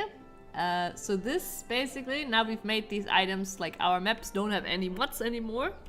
And the alchemy makes the items rare, so then they have mods again. And now we can see the regex highlights this map. This map is fine. This map is fine. I will continue doing that with the other randomly placed maps here. And then the maps that my regex here collected, I'll put them over here. Before I exalt them, I'll throw another round here. But yeah, this is pretty, like, honestly, I don't even know. Without a regex, this process would be terrible. But I mean, there's also people like, you can play it also casually, right? Like, just run the map and then like get wrecked when you have a mob that you can't run. Auto clicker. I mean, I mean, if you're serious, there is some people using stuff like that, but it is not legal use. You might get banned for it. Like, PoE is actually pretty strict in these kind of things, because even though it is a single player, like mostly single player game, there is an economy, people are trading, and you can also play multiplayer, right? And you can trade anything. So they are pretty strict on these kind of things because they save a lot of time, and time is money, right? So there is also like forbidden tools people use for crafting to, like, you know, yeah, auto roll till mod is hit, but like it's super illegal. Like, you will definitely get banned if they notice you using that.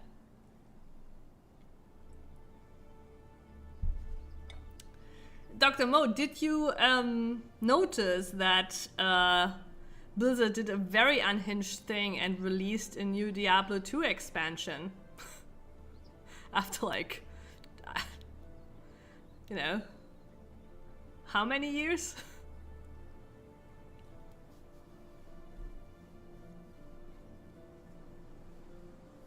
Wait, Asterals, you didn't know either? They did like the most unhinged thing ever. Yes. And it's not just the Warlock character, it's the Warlock expansion. It has like a lot of like quality of life changes, and I think some new endgame too. Here, wait, let's here. Diablo 2 new expansion. There we go. Reign of. I wonder if it has like Reign of. It's Reign of the Warlock. Reign of the Warlock trailer. I wonder if it probably has. I actually haven't even watched the trailer. Let me see. I need to make sure you guys have sound. Wait a second.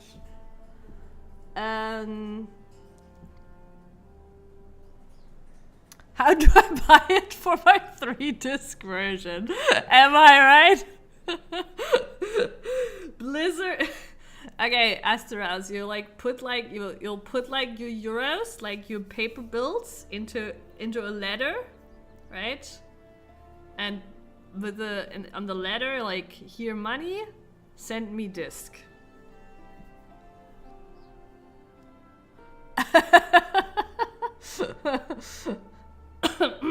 I actually, like, I might play this, but I'm obviously right now very much invested in PoE, but I might play it. Like, I did really love Diablo 2, and apparently the quality of life changes are pretty good, and people say that it's been really good. So I don't know, like, I might give it a go, but not now.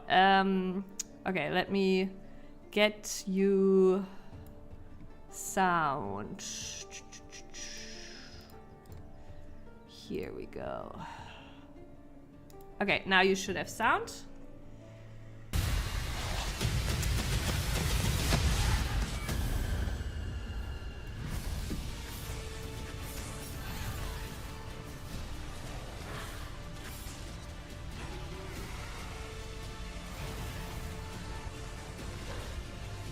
I mean, you can't. They completely, like, they added a lot of, like, the base game is changed too, and it was already changed when they released the remake, and now it's even more changed, right? Like, you can't. It's just not the base game anymore, and it already wasn't before. Well, that's the thing, Prince. This is not the remaster. They remastered it. This is a new expansion for Diablo 2. Wait, let's see. When did Diablo 2 originally release? I don't even remember. 2000. After 25 years. Well, no, that's actually not true, because it did have an expansion. So, okay, Lord of Destruction. When did that come out? That was 2001. Okay. After... No, it's still 25 years. Fuck.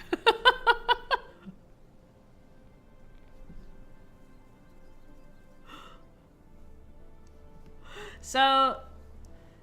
Yeah, after 25 years, Blizzard released an expansion for Diablo 2. Yeah, no, the first math didn't math.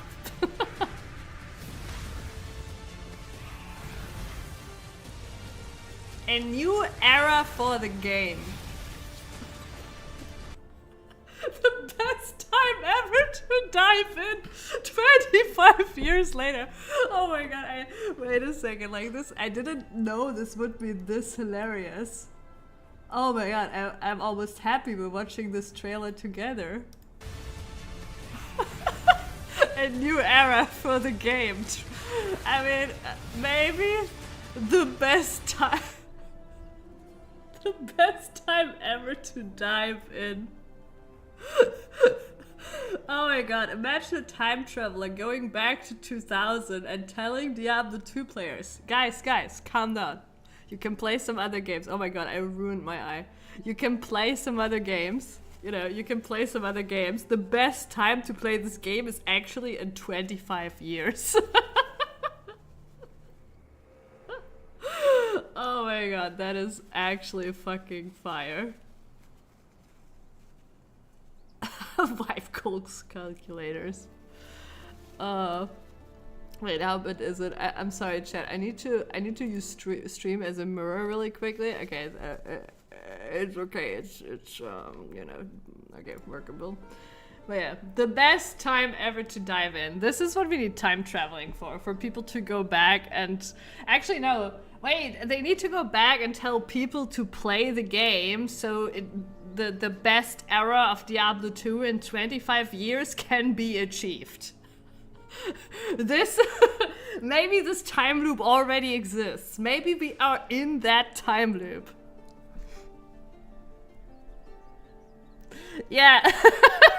Right, imagine creating D3, D4 and going back to D2 because it's all been shit.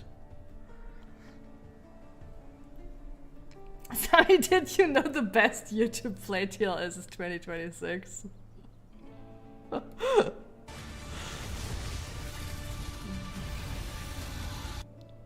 This is the shit that gets me excited. Okay.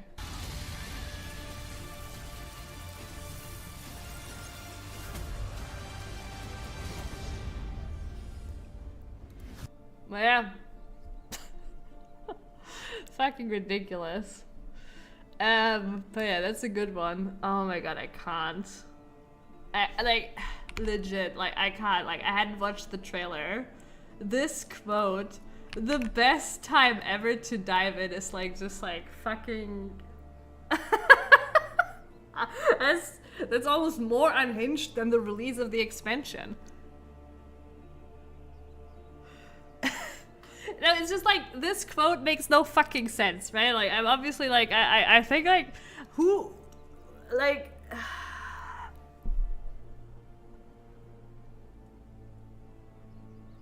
the best time to dive in, like you can say it's a good time to dive in because they added some quality of life and maybe it's playable again for someone who has never played it, right? Maybe. It's just like, I don't, like, this feels like so disrespectful to the original D2, which was obviously like one of the greatest like releases ever, right? Like, it really revolutionized ARPGs. It isn't even April 1st yet. No, it actually exists. I've seen people play it, so it's true, guys. It's true. Yeah, D2, I mean, obviously, yes. So I don't know if somebody like who's never played it would be able to enjoy it now, right? So that's why I'm saying it would be a good quote to be like, oh, you know, it's a good time to get into it now, right? Like, kind of fair. Maybe it is. I don't know. Apparently, they did add a lot of quality of life, making it more accessible.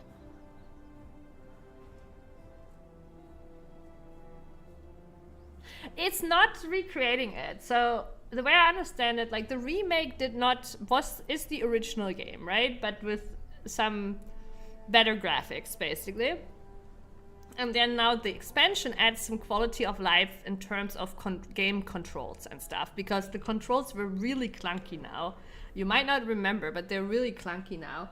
And they added some new endgame content, basically. But it's still like, so I actually think I prefer this over them making a new game, right? Like, I think it depends. They could also ruin it, right? Like, totally they could ruin it. But I'm just saying, like, I prefer an expansion over a remake that... A remake would be even more ridiculous after, like, it would be even more ridiculous. Like, oh yeah, we failed with D3. We don't really like D4 either. Let's just make a remake of D2, right? That's not gonna be able to compete with the original.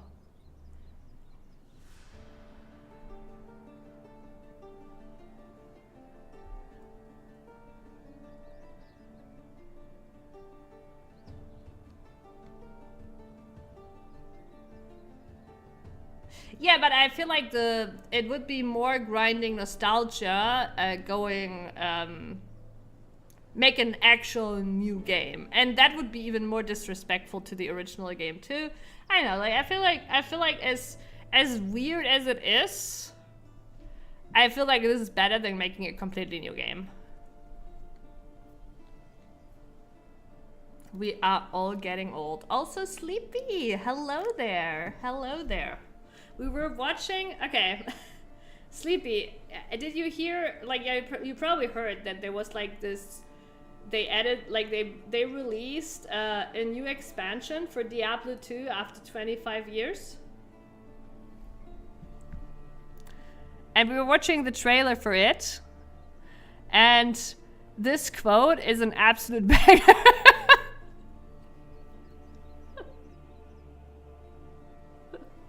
The best time ever to dive into Diablo 2 is 25 years after it's released, Sleepy.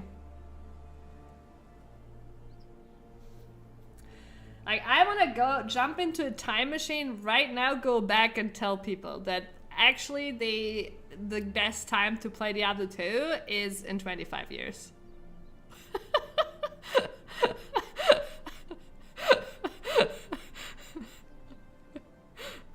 It's just... Yeah, it's YouTube Sleepy. You can only see YouTube Sleepy on stream. But yeah, I know, it's fucking ridiculous. The best time ever to dive in. Man. But you know what? Truly, it's truly the best time to dive in. Path of Exile.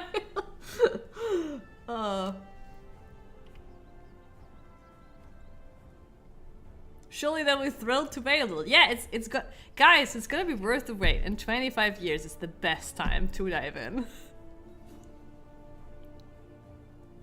Oh yeah, I think it's a bundle. It's a bundle. You get everything. I think it doesn't really matter if you have it already or not. You played League? Why would you do that to yourself, Sleepy? You would be promise, you would be a much happier person if you had played PoE instead in that time. But to be honest, that isn't a great argument, because many games would do that for you. No, I'm very sure.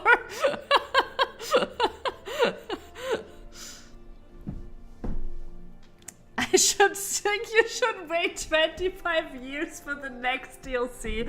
It will be even hotter. Yeah, everything is better than League. Oh my god.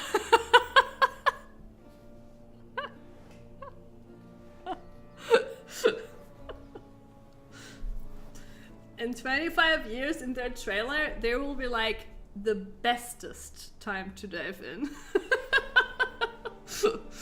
Oh my fucking god.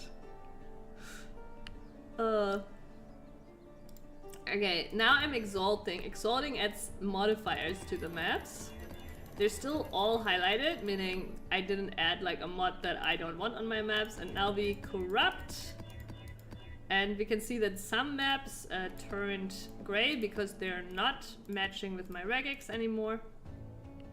So those go down. These, however, are now going up. Those are going to be maps that we're running. This one turned into a wild temple that we will sell separately.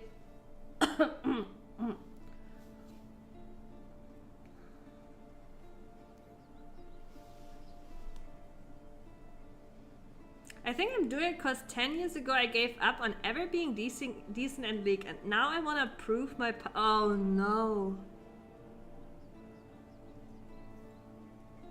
Also, many friends play again. Oh fuck. We're doomed.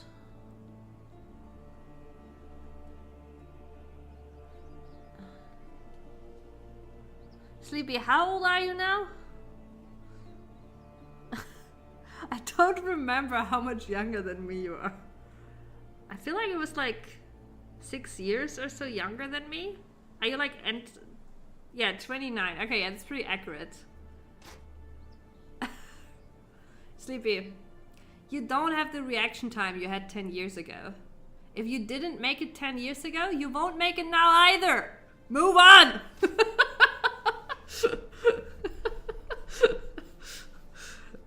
No, I don't know. I mean, probably you still could make it, but like, why League?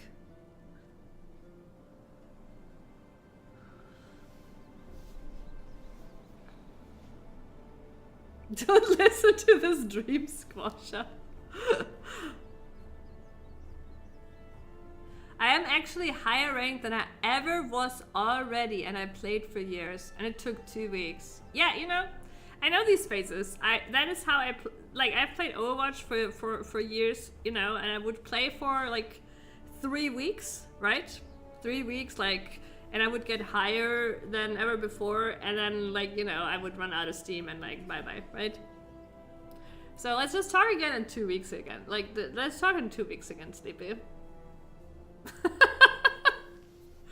And then I'm open to introducing you to PoE.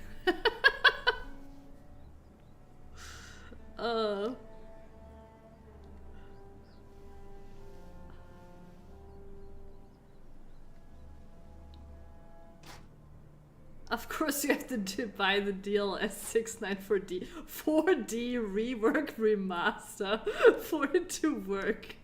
Oh my god, that's pretty good too. The best time to dive into Diablo 2 is when we look like Kane himself. Maybe they will add Kane as the new character, dear Dr. Mo.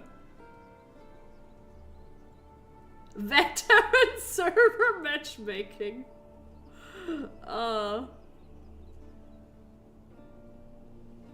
Don't let other people ruin your life, ruin it yourself. True spoken.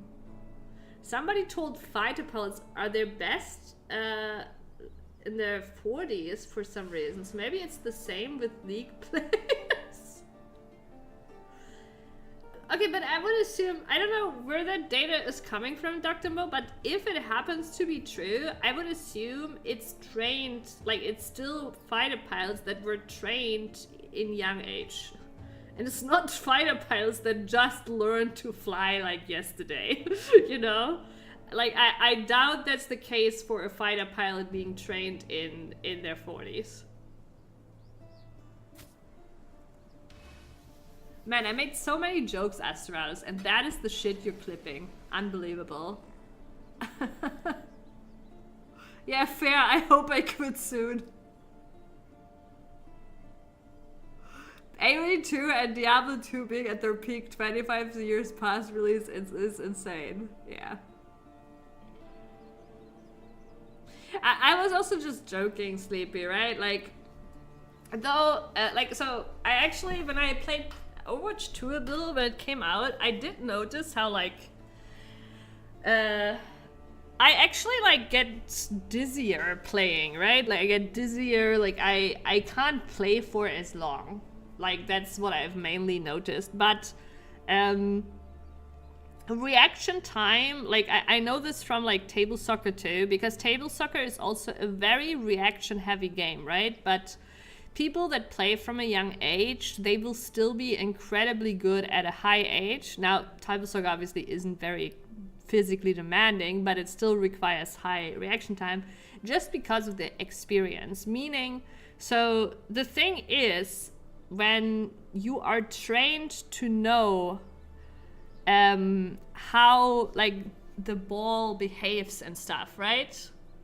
Then that kind of is just like an experience thing that helps you to react without having like as much actual, like it's a bit tricky, but like basically somebody who starts playing new, their brain doesn't know yet how the ball behaves and they're actually just reacting on the spot.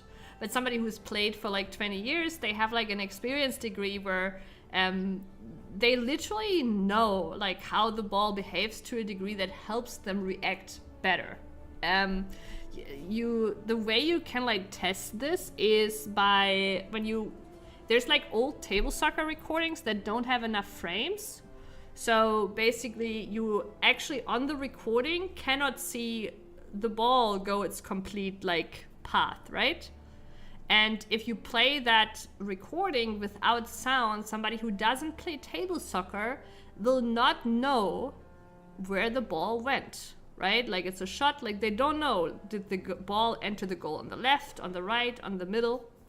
But if you have an experienced table soccer player, even though, and you play that to them without sound, they know where the ball went, even though it's not visually there, and they will be right most of the time because they have the experience to know how like certain movement, how that impacts the ball, right? So, and I think that is similar for like, that's also why there is some soccer players, like keepers, right, that are playing until a high age because they have the experience that allows them to predict things, making it less of a like just natural reaction, but also like a mental experience thing. Yeah, if you know what will happen, you don't have to react. Exactly.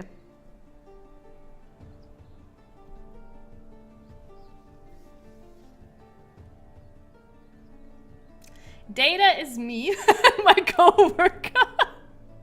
Okay, great. Who had Bundeswehr background? We're talking about the movie. Wait, you're talking about 40-year-old pilots in the movie? Sami is the best example. 600 years and still menu gaming reflexes of 100-year-old. Oh, amazing.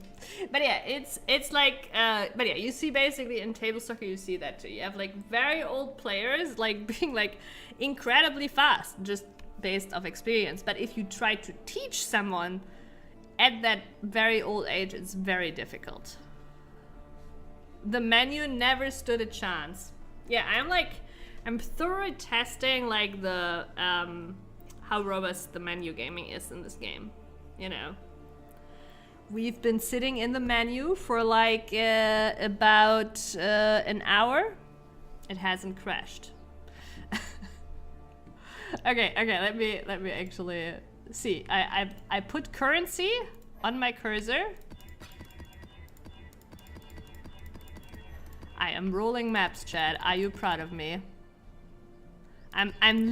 This is like, compared to what we did the last 10 minutes, this is kind of like speed running, you know? I am speed running the maps.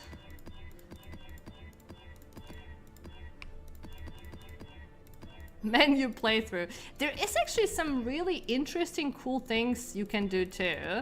Like for content, right? Like I watched a video of a streamer like being like basically just market flipping, right? Like he started like with only 100k gold and a wisdom scroll, and then all he would do was like, okay, I have a wisdom scroll, right? I have a wisdom scroll, and then like, what can I buy, right? Like, the goal was to trade his way all the way up to a mirror. It's like the real life, like, you know, house flipping video, but like in PoE, right? and like speed running basically the flipping from a wisdom scroll to a mirror, or failing, but yeah. But yeah, there is also a lot of other ways, like you can be like a market flipper in this game, you can be a crafter in this game, like there's a lot of weird things you can do. Astoralis, thank you for tuning in. Look, I think Astoralis, this is like the longest I was able to tie you to the stream in a while. Isn't this proof that you love PoE?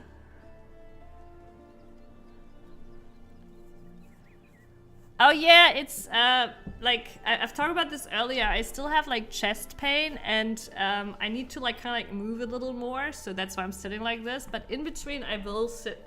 Earlier, I did sit like this for a little bit, but yeah, it's like sitting like this.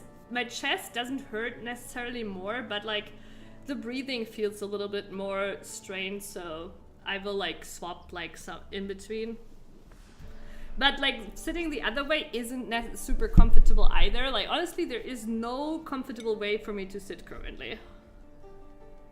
Now I can rest in peace. Jesus Christ, that sounds final. I hope I'll see you again.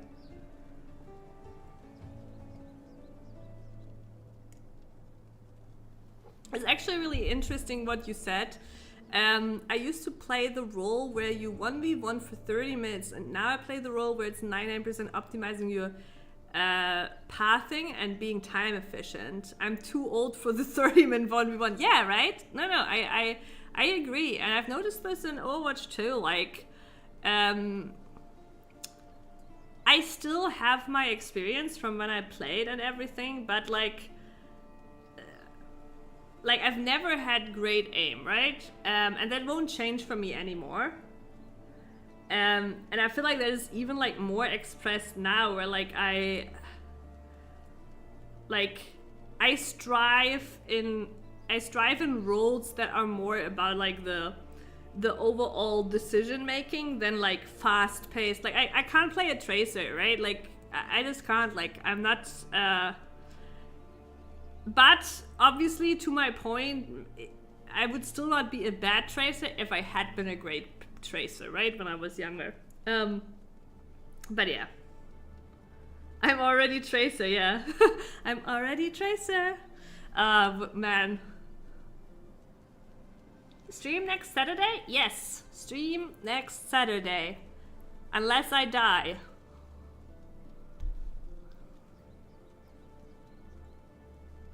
I'll make sure. And maybe even stream during the week.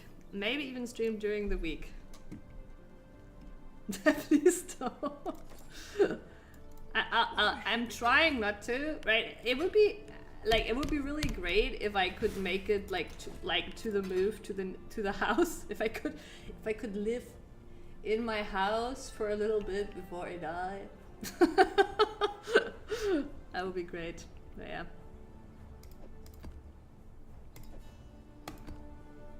I'm moving 11th April, so that is currently like the goal, to live till then. There's also a phenomenon in chess players where their style gets more positional with age. That's extra interesting, because now like chess obviously has nothing to do with actual like physical reflexes, right? But I think it's just a thing of like the older we get, the more we favor like strategic. Like we like strategic we like being strategic because it allows us to use our experience, right? And we like mental chess because again it allows us to use our experience.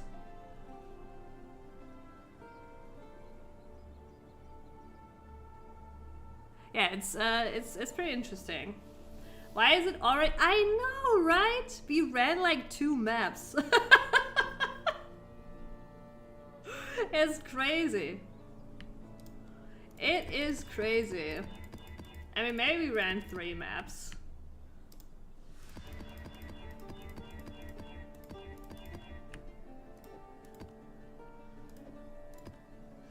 When did I start streaming? I started like shortly after 10.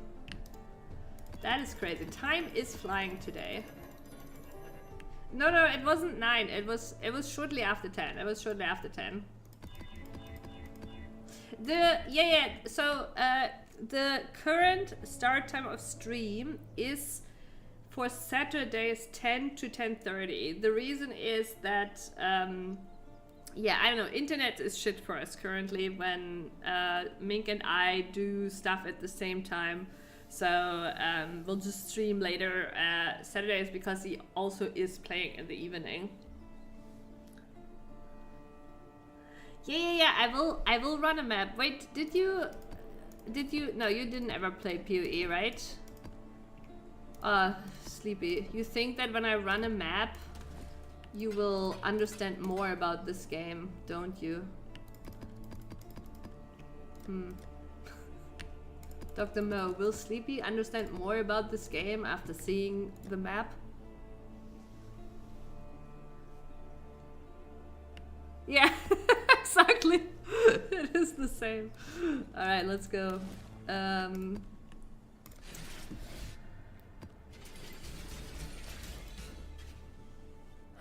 only to misery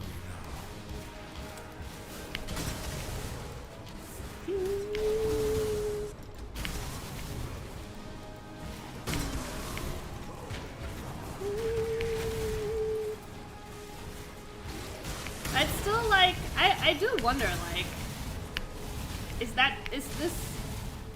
this is probably still somewhat nicer to watch than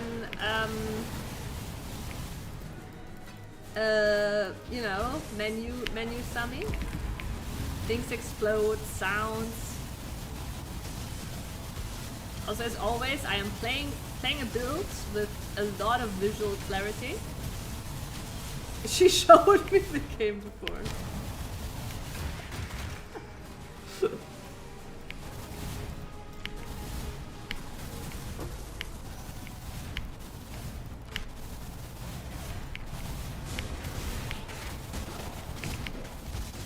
Oh my god! I don't know if you can tell, but we had like so much cast speed there. It like felt kind of insane. Like look at our speed right now. Zoom, zoom, zoom, zoom, zoom. So fun!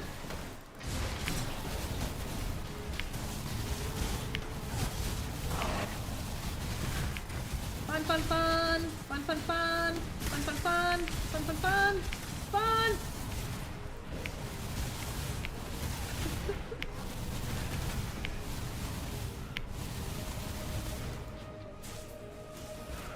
Yeah, I think it is nice to chat too. Like, it's been really fun today.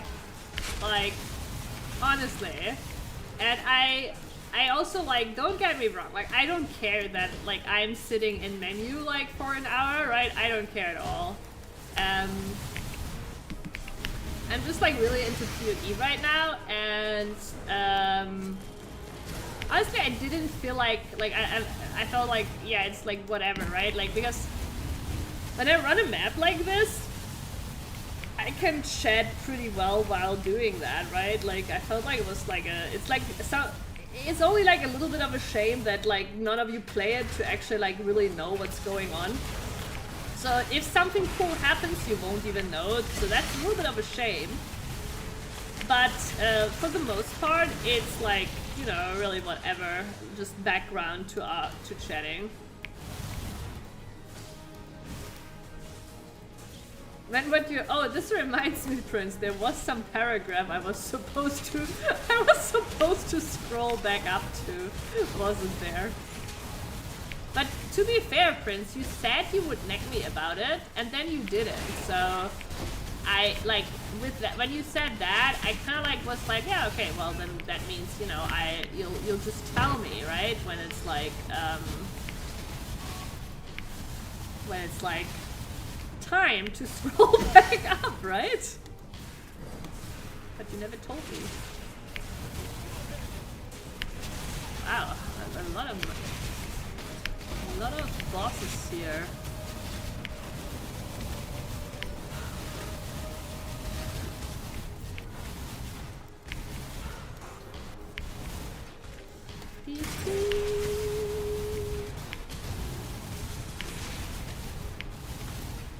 No, I just realized though, like for actual like PoE players, maybe I should put in the title what build I'm actually playing.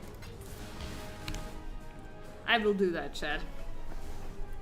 We need to like upkeep like a slight appearance of being a PoE stream.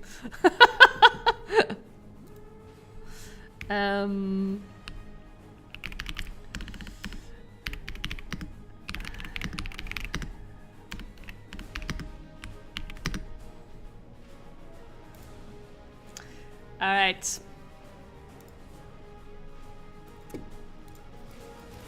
Also, I can't believe that Prince did not jump on that. Prince just like put that in chat and then went AFK immediately.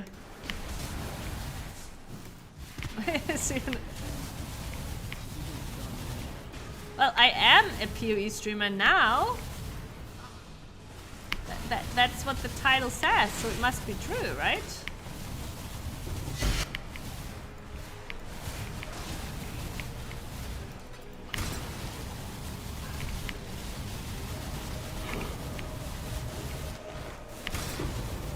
I just realized, I think I again ignored the Mirage.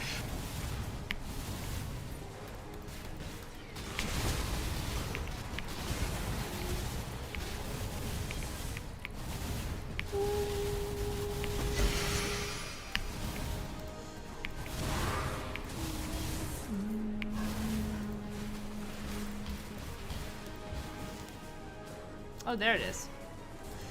Also, if you're wondering about like the amount of loot, people are playing the... Really? Where even is the boss? Like, this is from a boss spawned here. But I don't even see the boss. It's not on the screen.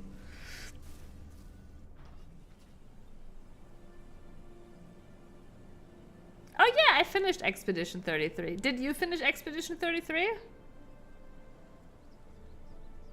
I don't remember. Or were you playing it at the same time? Or were you already done? I know you watched... I know you watched... we had the great clip. The greatest of clips. Nice. But no, I did finish it. I did finish it and... we actually got a valuable scarab there. Hello. Till next time, shall we keep, Savior? I mean, the game is great, obviously. Like, I do think it is a really, really good game. I think, like, I said it also when I finished the game. I think the overall story actually is not as strong as it could have been.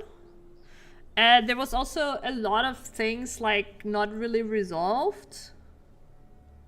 But what they did exceptionally well is like the moment-to-moment dialogue, like atmosphere, emotions, like visuals, right? That was all top-notch. Like the way they did cutscenes, some of it was like really, really like just really ingenious.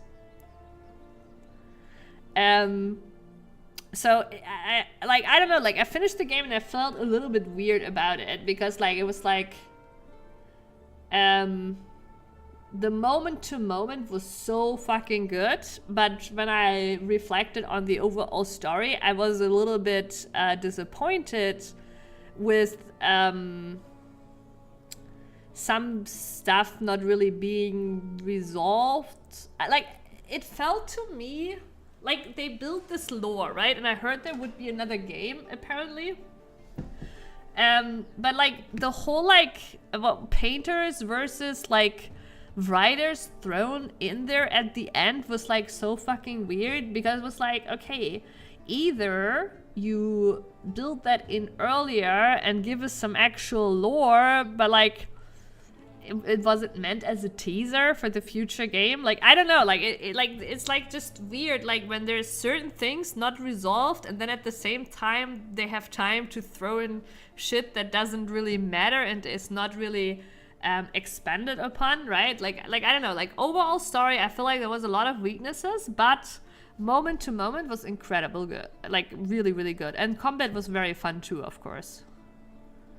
Yeah, characters were great, combat was fun, like gameplay was really good, moment to moment dialogues. Honestly, I feel like the moment to moment dialogue and like the visualization of them and how they flowed, like I can't think of another game that did that well, because, you know, think about Baldur's Gate.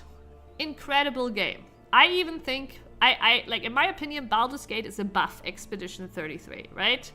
There will be some people that don't agree.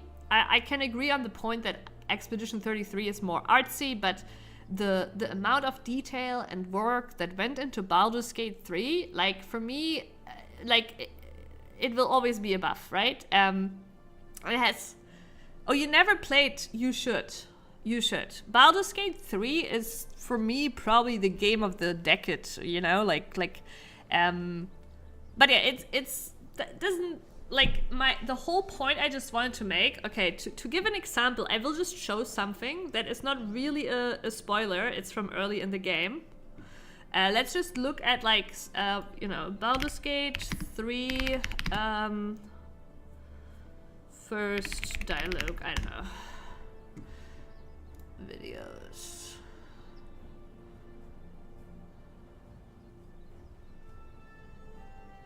Wait, when is that? First team. Oh yeah, first time meeting Gale. That's fine. We're not gonna watch the secret ending, obviously. The sigil on the stone. Magic glitters and swirls from it erratically, as if malfunctioning. I just want you to like kind of like see how the dialogue is done, right? Like in comparison to like Expedition 33, like how the dialogue here is done. It looks slightly dangerous. And the narration.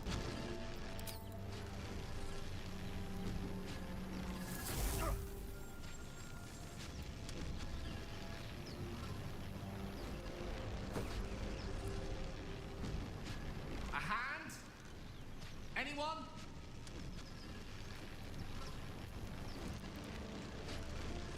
Okay, now you're choosing, right? Like, and I'm gonna go a little bit forward here till we get. Okay, here. I found myself in freefall. As I was plummeting to certain death, I spied a glimmer quite near where I estimated my body to impact with less than savory propulsion. Recognizing this glimmer to be magical in nature, I reached out to it with a weaving of words and found myself on the other side, as it were. How about you? How did you survive the fall?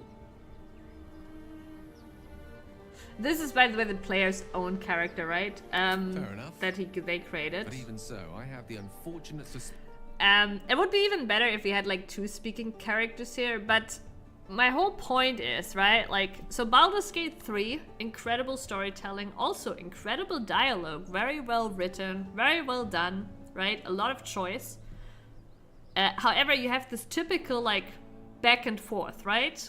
He's saying something, you know, narrator. He's saying something, narrator, right? And Expedition 33 managed to like have like this very natural flowing conversations where they kept like interrupting each other. In other video games, dialogues where they interrupt each other happen extremely rarely. It's not like it doesn't happen, right? But it's like with a big setup when an when an interruption happens.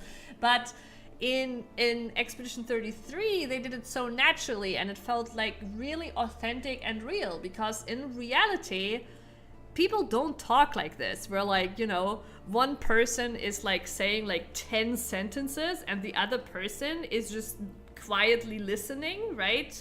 And none of us are that good listeners, right? Or even if we are listening, we're gonna do a little like or you know, like.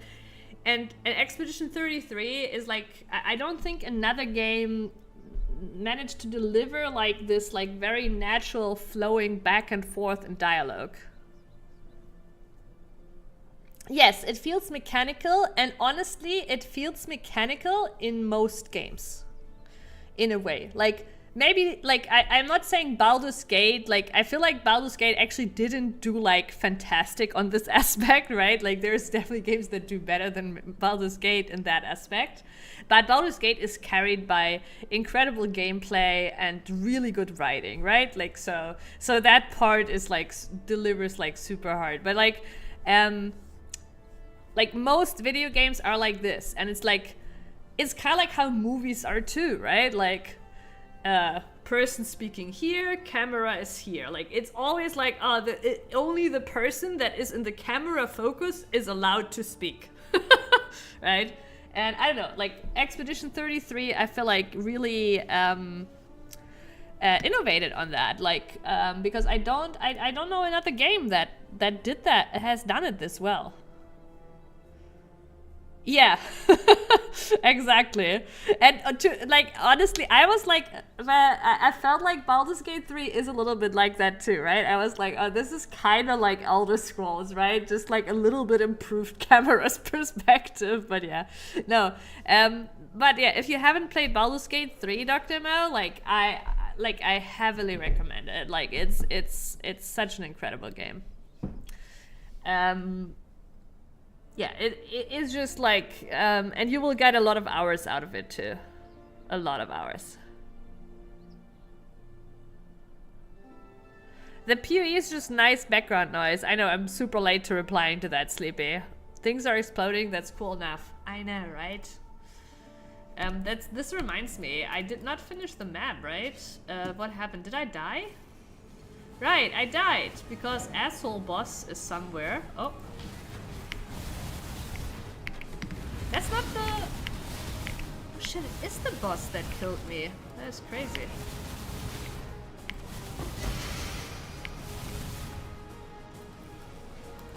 Since when does that boss do the... I'm very confused. I thought those dark puddles were from a different boss, but yeah, hey. These also have chance to be replaced by bosses.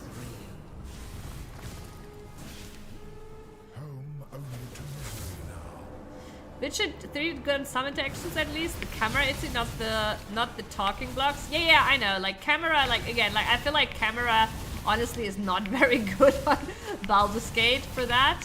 But like this like back and forth talking, right? Like Expedition 33 really like opened my eyes to that like a lot. Like, I feel like I never really noticed it as much before as I did after playing Expedition 33. Like, how it's like just like this, you know, very static back and forth, just like in movies.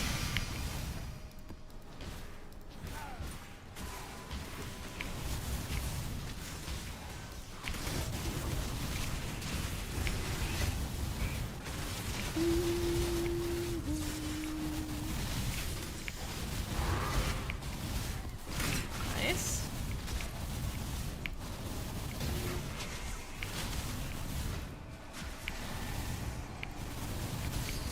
Oh yeah, the music is incredible too, for sure. Also, they did like the little thing with like, I don't know if you saw, but they did like the little thing with, haha, the song actually spoils the whole game.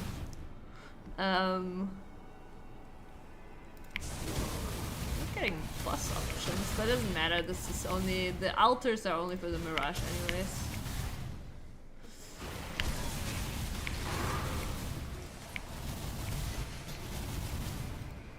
Never heard so many good tracks in one game. Okay, I can think of some. Like, that was a Headhunter for sure. Oh, another one. Very nice. It's crazy. I'm not even on the map for farming bosses. That's not a Headhunter. The Persona 5 is one of those games, I would say. Then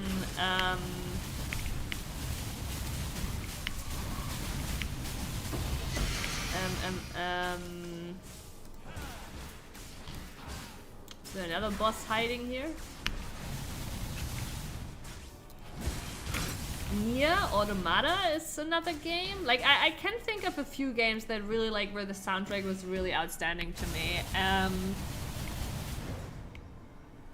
Like, wouldn't you think that Nier Automata, like, I'm trying to think which one I think is better, Nier Automata or Expedition 33.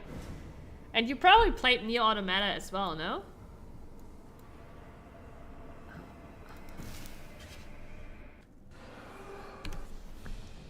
I mean, I do think Persona 5 is less songs than Expedition 33. Oh, you did not play Nier, okay. Because Nier Automata, I think Nier Automata has more songs than Expedition 33, and they're all amazing. And then I think Persona 5, I think, has less songs than Expedition 33, but they're also all amazing. Yeah, the style, though, of Persona 5 music to, like, Expedition 33 is, like... But all three games actually are quite different. But Nier is closer to Expedition 33 in a way. But still, they're all very different. Yeah, no, I agree, Prince. Like, sometimes you can't compare. Sometimes you can't compare, but I'm just, like, the way I do it, like, I'm not saying, like, one music is better than the other. I'm just, like, more like, oh, which made me, like which mesmerized me the most, right? And that doesn't mean that the music of that game was the best. It could have just been, like, a thing of timing, of emotions, right? Like, that's just what I'm thinking about. Dr. Mo, we have to listen to some Persona 5 music. Okay, so first we're gonna go with the classic Persona 5. What's it called again? Fuck. Wait, what is the most? Fuck, I'm literally like blanking. I had like it was on my tongue. What is it? This is my favorite. We're gonna listen to that one after. Is it Life Will Change? Ah, it's fine with Persona. It's not like Atlas blocked streamers from streaming their game. They did.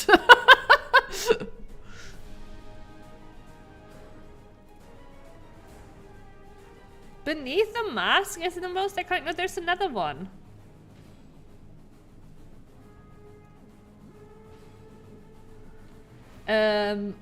Fuck. Wait. Is this a playlist? It is. Oh, no, I think this one is. It's the Wake Up, Get Out is the most common one. Yeah. Am I loading or not? Also, wait, let me...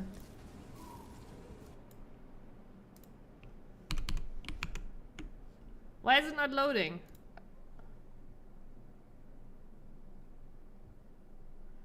Oh shit. No!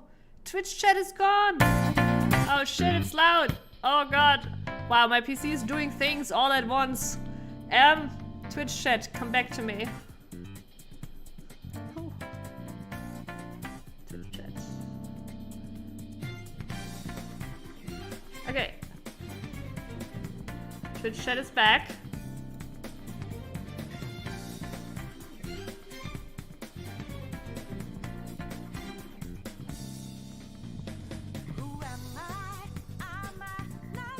But yeah, they are a bit jazzy, Dr. Mo. You're not wrong.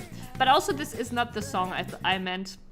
It's good too, but like, Life Will Change. This is the one. This is my opinion, the most well-known one. However, Dr. Mo, you have to reserve judgment until you hear my favorite, which is the next one here, The Rivers in the Desert. Why do these take so fucking long to load? Hello. Here we go. So I think this is the most commonly known one. It's the one I hear the most outside of the game.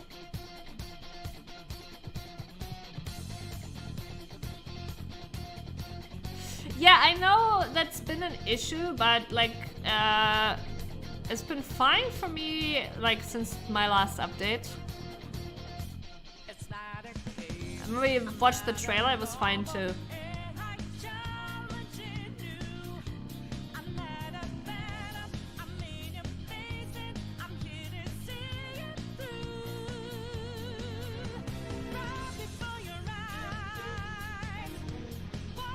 But yeah, it's a very different style, of course.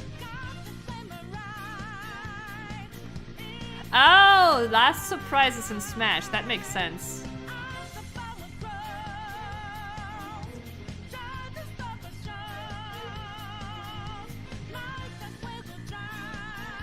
Yeah. You can see them struggle sometimes, Prince.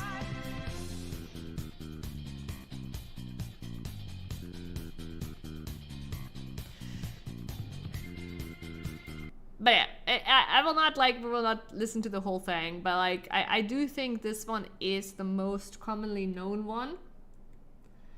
Actually, this is a lot more songs than I thought. Over 30. Okay, I thought legit Persona 5 was like 30 songs.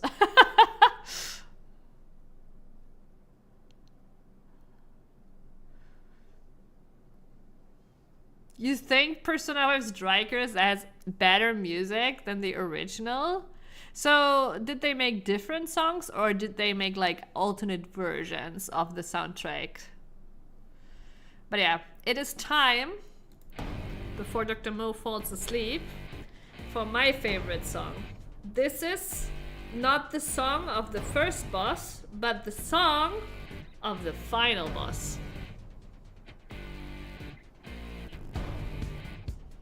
Is it Rivers in the Desert, Dr. Mo? Because that's what we're listening to right now.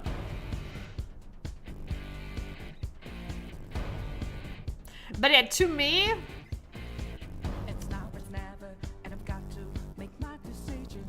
This time could be my moment. If there's something right it's okay. there, I just don't fulfill This song is so fucking good. And I'm sorry. Expedition 33 loses because Rivers in the Desert exists. I can't change it. The song is too good. I'm giving the balance, but I'm standing on razor's edge now. Quick, all my life is over. It's okay. No, it's so good. Don't ask when I'm ready, but I'm ready. I will give you like my real critique. There's no I will still watch it. decision. It just, when I had moments like this in Expedition 33 too, but when this song was playing in Persona 5, I was like afterwards listening to it on repeat for like 3 days, right?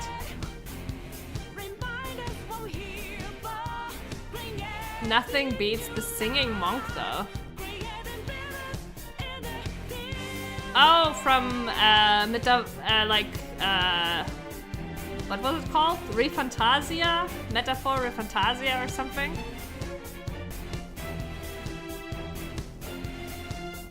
You bought it. Have you listened to one song on repeat? Well, I take the album too. But yeah, I will give you an honest, but I know that this critique applies to all 3 games to a degree as well, right? So, but it's still a critique I have, right?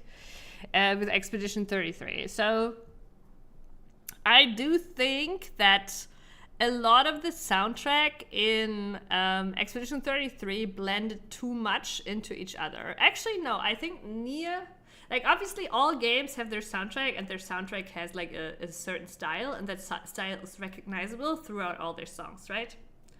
But I feel like in Expedition 33, a lot of the songs kind of like blended more into each other, and they might have also done this on purpose, of course, but it didn't give me that clear cut. Like for some songs, yes. Like I also remember some moments on some bosses where I'm like, oh, this is cool, right? Like this is super cool, super good song. But like in a lot of like just gameplay, like the songs kind of like felt like they were like just blending into each other.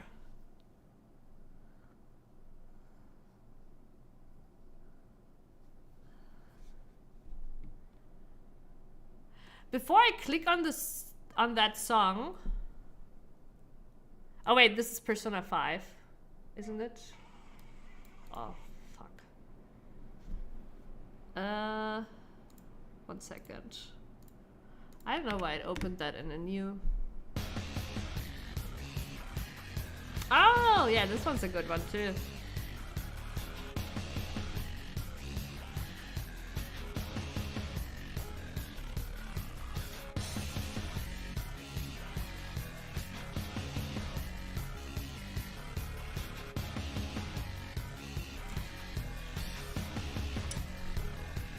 You know how Rivers in the Desert is actually in the middle? Because it has both the rock and the jazz elements.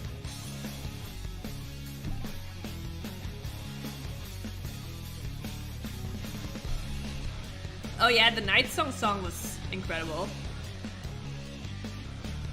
I think Baldur's Gate 3 has really just good fantasy soundtrack. But it's not as unique, you know?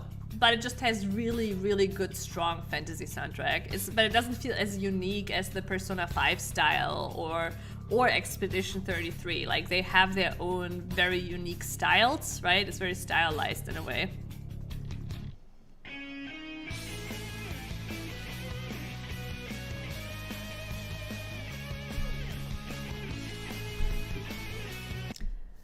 Dr. Mo, Persona 5 and Nier are like from 8 years ago or 9 years ago. Of course they're not winning awards now, but they won awards when they came out. In fact, Persona 5 did win like best soundtrack when it came out.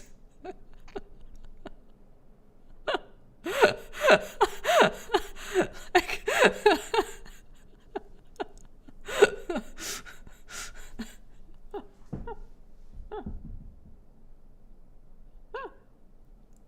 no, I like not a hater. No, it's less like it's just like I actually I'm pretty sure that both Nier and Persona 5 like and it's not fair, right? Because Atlas is pretty big, you know, like even though Expedition 33 obviously is a resounding success, right? But like Nier and Persona at the time when they came out, they also won a bunch of things and a bunch of things outside of Game Awards, right? Because they were just bigger studios. And I'm not saying like, again, like I'm not saying this as like, I don't actually think like any of these are better or worse. I think Expedition 33, like for me, like what you listed for the example, right? What for me was very like impactful song moment was when we were fighting the ballet dancer boss. It's one of the 3 bosses you fight before going up to the paintress. I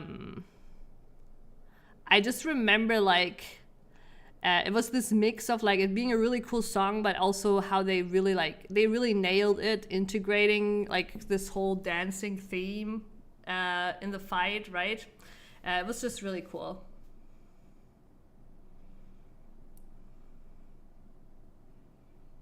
Yeah, that's also true, Prince. I have watched you play through. Okay, let's listen to a Nier. Like, actually, I want to listen to 2 Nier songs, just so you kind of like remember. Man, there's so many good ones. Yeah, the amusement park is really nice, but I feel like we should start with like city ruins is like city ruins. I feel like captures like the vibe of it really well.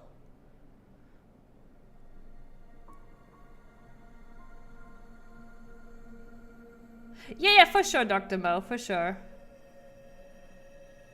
I'm pretty sure this, like, I think this is the one. Like, we'll have to listen a little bit, but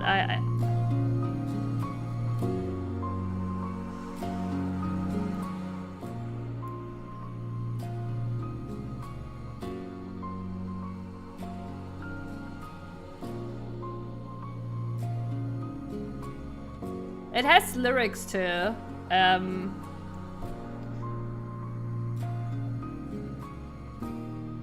Nia is definitely closer to Expedition 33 in style, but they're still very different.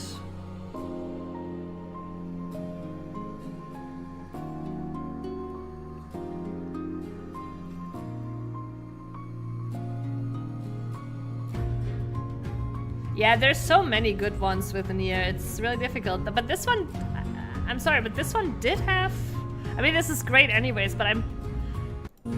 Ah, yeah, okay, sorry. I was just like, is this the version without vocals?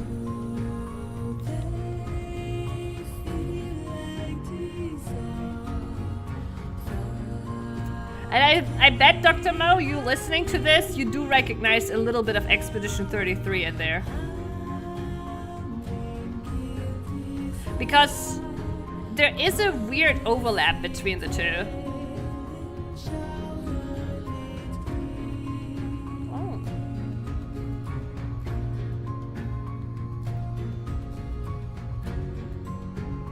Like, the gestural music is to me very adjacent to Nier's Pascal music.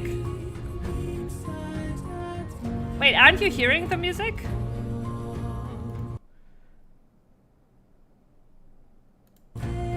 Like, aren't you listening to the music right now?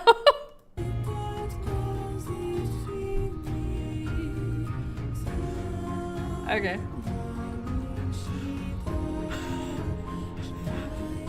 Do you have to, like... Dr. Mo, just take a controller into your hand? You know?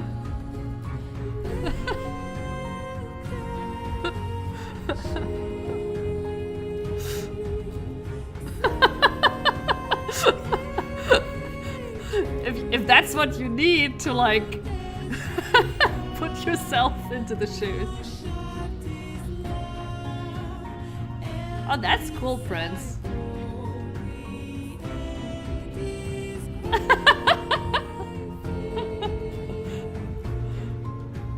But yeah, so I wanna do amusement park, but I also wanna do here Neo Automata. I think it's this. It's actually.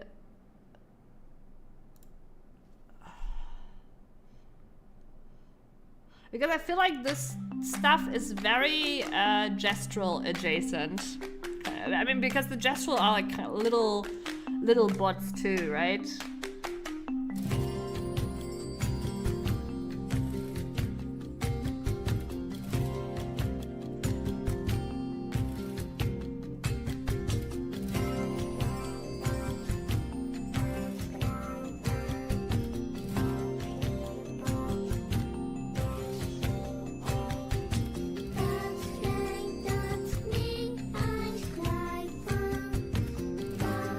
Like, the gestuals in Expedition 33 did remind me of the bots in Nier. For sure.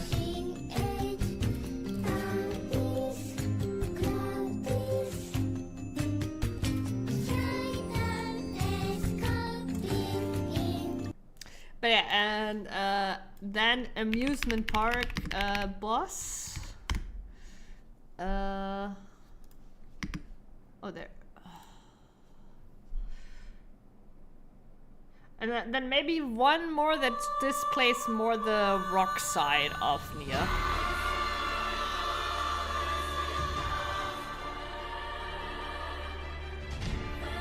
Yeah.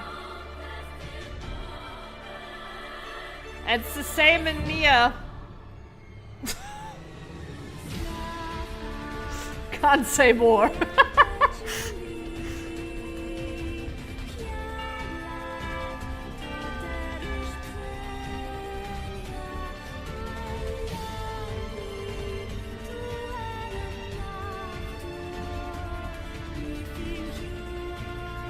But yeah, Nier Automata is also an incredible game.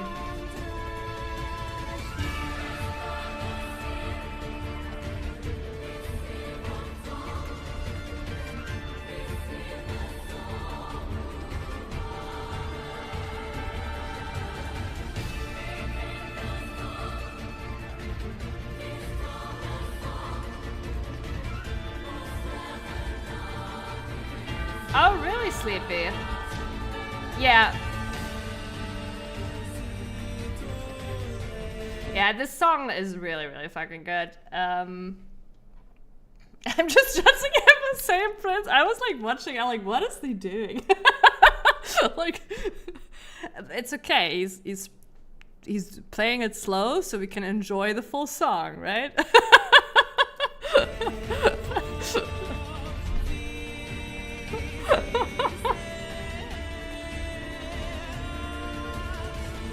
It's also funny, all I now see is a Final Fantasy XIV boss prince.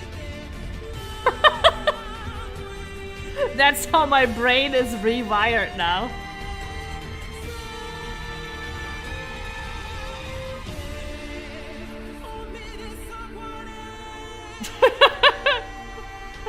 Right, Sleepy?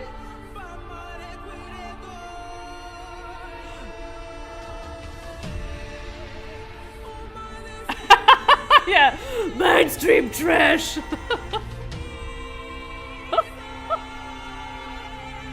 Yeah, Sleepy, you now realized, huh?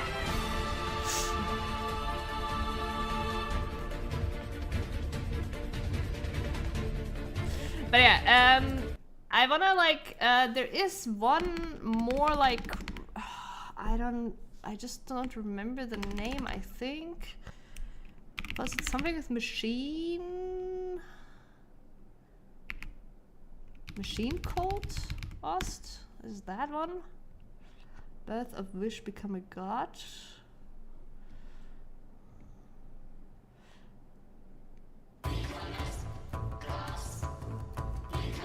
Oh, this one's actually really insane too. But it's not actually what I meant, but...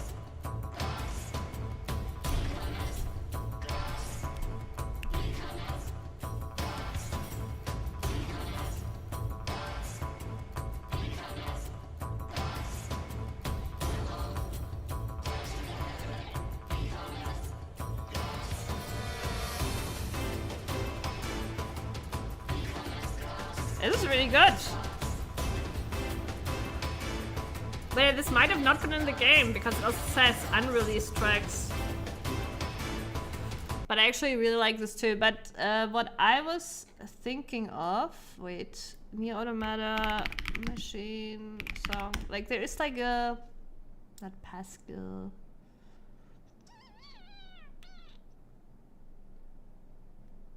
Machine Hearts. I feel like it's that one. But not this version. Or is Machine Hearts... there's not an original song.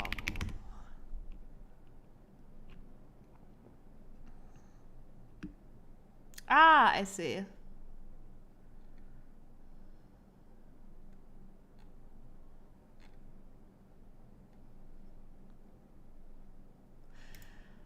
Oh, I'm thinking... Okay, Prince, maybe you can help me. I'm thinking of like a more rock theme that played. And I remember it playing when you like fight like at the edge of ruins. It's kind of like the FF14 raid. It's kind of like the end of the first Alliance raid.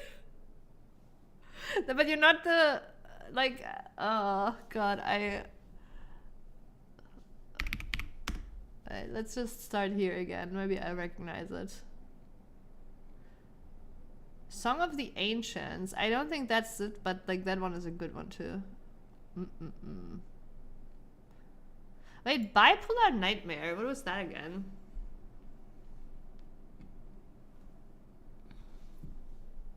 Maybe it was Bipolar Nightmare. Yes! Yes! This is the one! Yes! High five, Prince. We figured it out at the same time.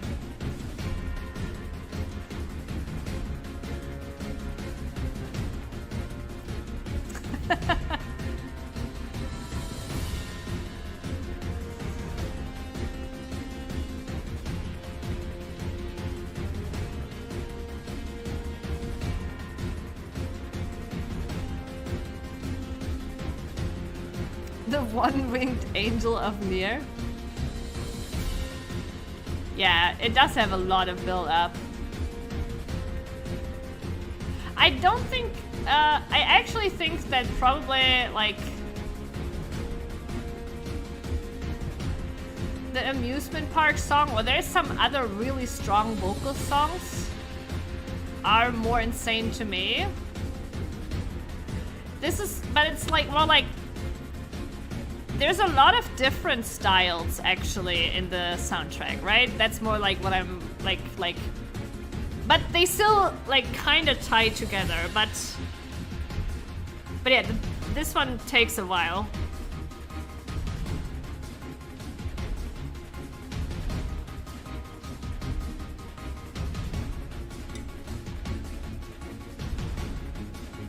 $9.58.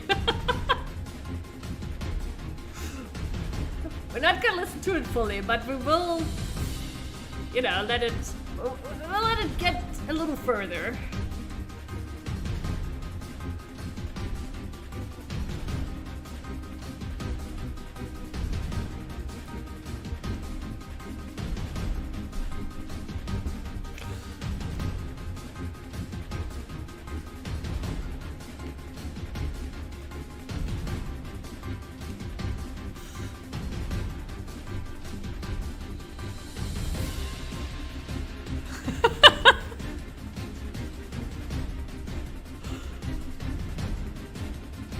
It's actually like the...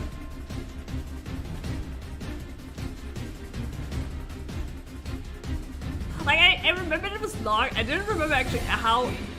Here we go.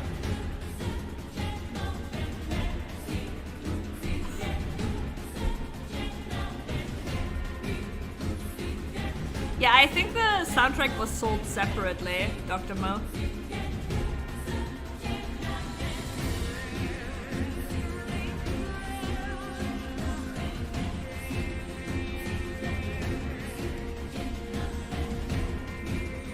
And we're still not fully there, right? We just entered the vocals.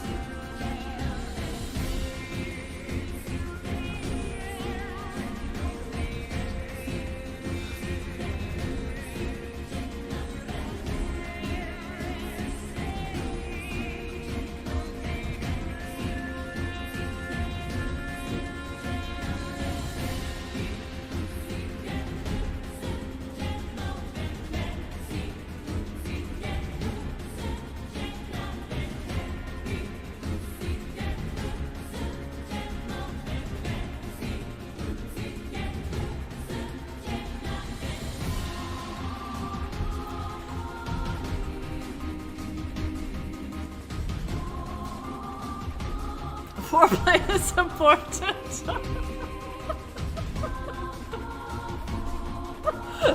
How to teach a guy foreplay.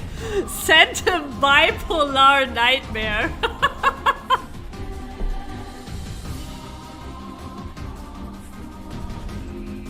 Yeah, true, Dr. Mo, but I think also it's like it's because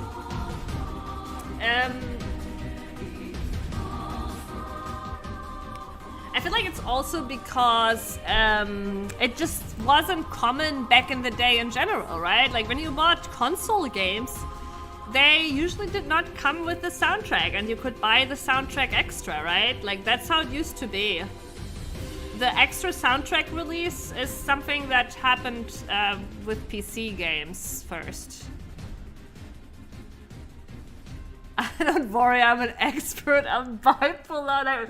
I was about to say, like, the name of the song too, like this, like, insane. Yeah, there is licensing stuff too. But yeah, that's, ladies and gentlemen, Nier Automata. I haven't finished my map. Wait, are we in the Mirage? No, we're out of the Mirage. Did I finish the Mirage? Probably. Also, I don't have any sound because I turned it off. Who needs sound to play this game?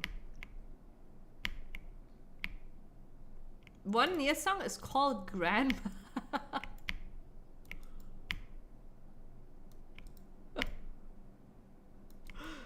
Well, I did pause the game. You can actually pause. There's, however, some boss fights where you cannot pause. The, like, pinnacle bosses you cannot pause, but in maps you can just pause. So it's very nice. You used to not be able to do that.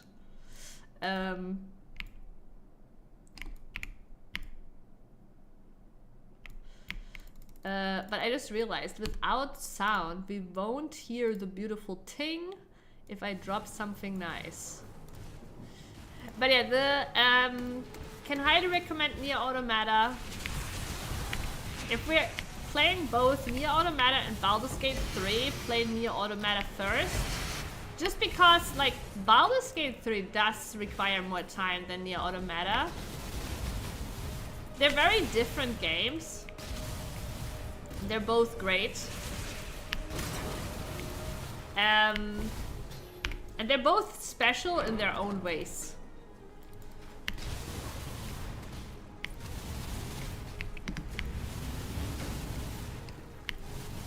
Why does he keep... Okay, the knockback. That's kind of funny. Looked like he was running away, but I was just being pushed away by me. No, I'm...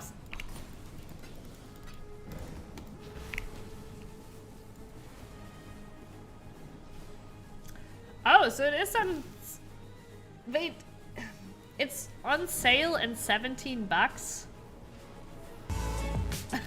Sleepy! Thank you so much. Thank you so much. I really appreciate it. Got an ad. Can't have that. Yeah, I wish. I wish. You've had a sale, exile. But I really appreciate it. We all know you could have just stayed on in YouTube land, where ads don't exist. But yeah, thank you so much. But on sale, $17 is kinda... Isn't that kinda a lot for being on sale? Yeah, YouTube land is still pretty sad. Like, okay, the one thing I will say, YouTube genuinely is a lot better when it comes, like, one thing. They are obviously a lot better when it comes to their video player. They're also a lot more stable when it comes, like, to bitrate and stuff like that. But, like, chat looks shitty. No, like, no cool emotes. No discoverability. Only 10% off, yeah, I guess.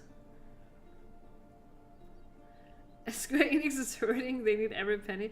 Yeah, I'm still just in shock, like, how it's like $17. The game is now, like, I don't know, 8 years old or so. I mean, don't get me wrong, Nier Automata is one of the best game soundtracks ever, right? But, I don't know, it feels like a lot. Yeah, exactly, Sleepy, right? I think I can get the game for less. Like, what is going on? What is going on? It is really weird.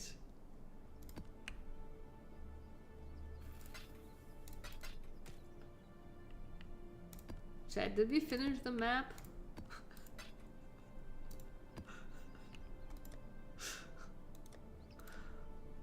chat? I think we did, right? The game is cheaper right now. Oh my god, that is fucking ridiculous.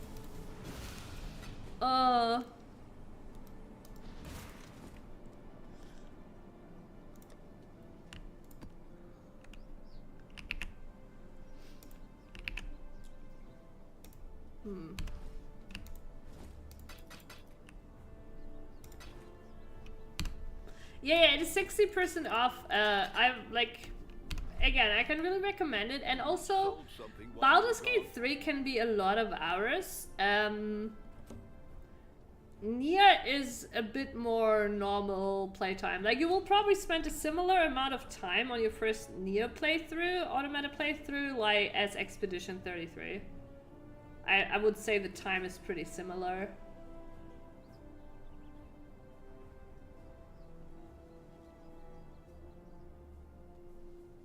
Yeah, Baldur's Gate 3 can be a bit of a project, but it's still worth it. And Baldur's Gate 3 has a lot of replayability. So even if you like don't finish it your first time around or whatever, right? Like,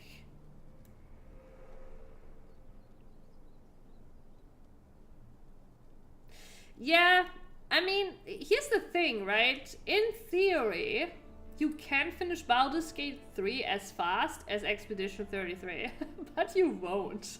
Like, there's just so much to explore and so much to do, right? So, like, so you just, on your first playthrough, you would never be able to, like...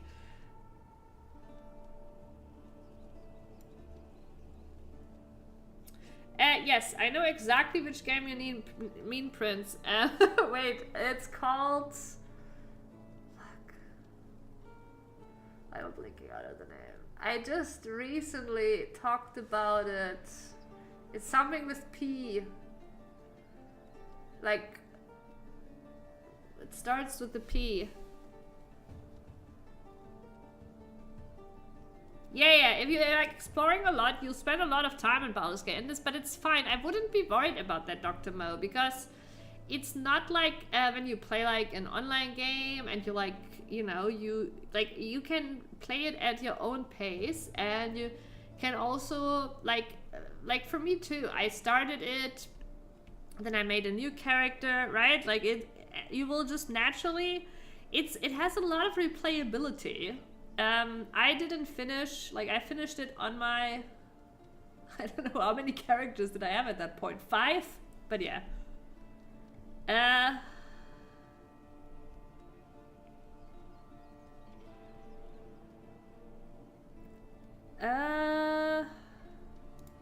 Fuck, wait, let me just really quickly chat. You get a peek at my...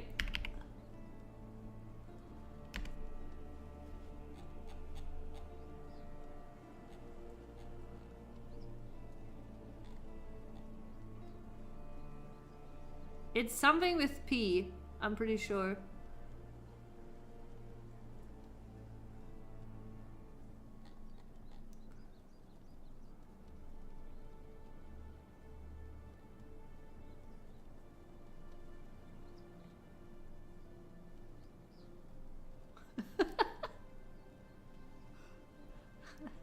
Fuck. Maybe it's not with P, for fuck's sake. Okay, wait, I actually know where I find it, because I just recently recommended it to someone in my static. So I have to just scroll to that. 1 second. Oh, no, I know it now. Before even getting there. Inscription. Inscription. Inscription. Yeah, it wasn't P. It wasn't P. It was like, here.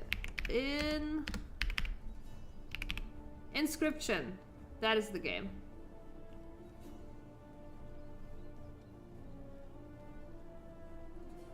Yeah, insanely good game. Really good.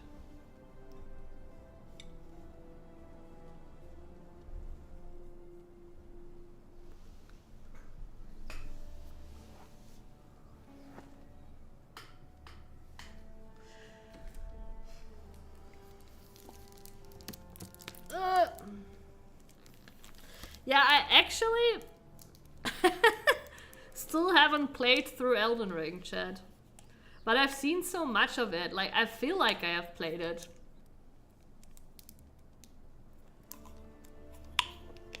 I've watched like everything of it. Speedruns, playthroughs. Like, I don't know. I watched like it feels like I've played it even though I haven't. And I feel like that kind of probably ruined it for me. It's installed for, you know. Well, Inscription Dr. Mo is not very long. I don't know if you saw, but I spent 20 hours on it. Inscription is not so long, but in a great game. So maybe if you don't want to spend like that much time on it on a game right now, right? Then maybe start here because yeah, 19.7 hours. And if you like, even if you turn every stone, like you'll spend only a few more hours than me. I did, even though I played it for only 20 hours, I did watch some extra like videos and stuff after.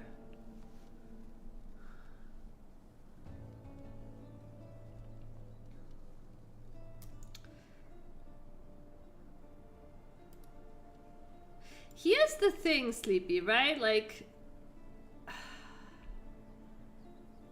I just prefer, like, I played Dark Souls 1 as well, right? And I liked Dark Souls 1, but I never, and I've said this many times, I never, like, found it as incredible as the world did. And the main reason for that is that I did not enjoy the combat as much. I like fast-paced, like action combat you have like in Asian games more.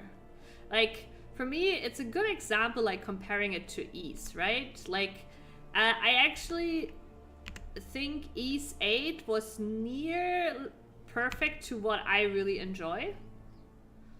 Even though I think like its only thing was that like the combination of having like this infinite like bullet time with like crit, guard, and dodge was like too broken.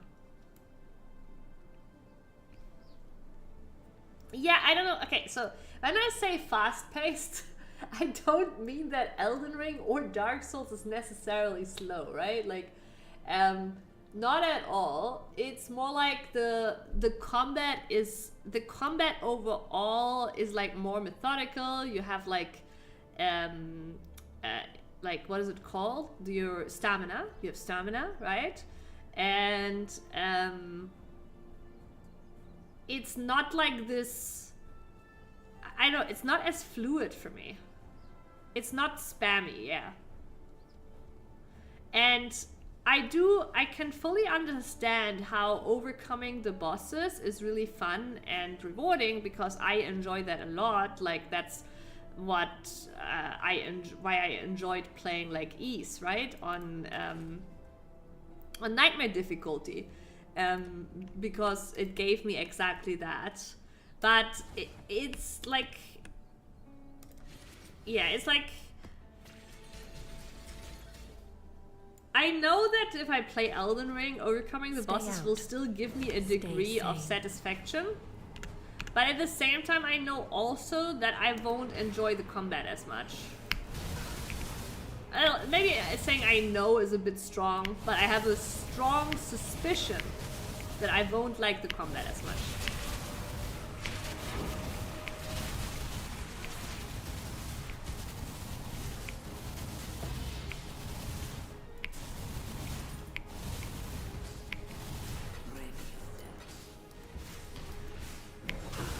Yeah, maybe, I don't know. It's just like I really like very quick, like, you know, dodging, guarding. Like I also like God of War better in a way. Even though I think like a lot about God of War is also kind of bad. The actual feel of the combat is more my style than Dark Souls, you know? Like, I don't know, like... Maybe I'll get cancelled, I'm not sure, but that's how I feel.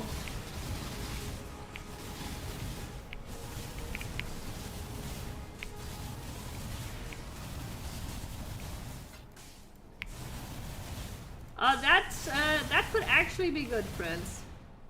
That might be a remake I approve of.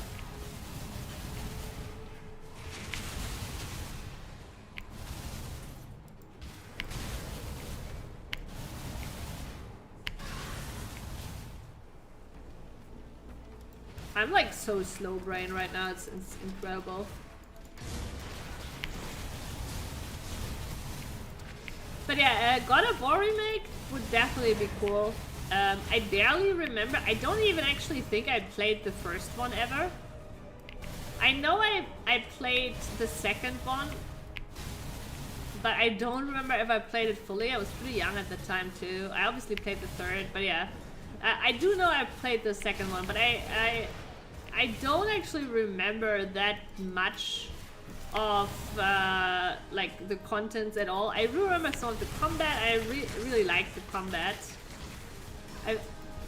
We obviously streamed 3. I did like for 3. Man, it's kind of mixed, right? I do still think like I like how the combat felt even in 3.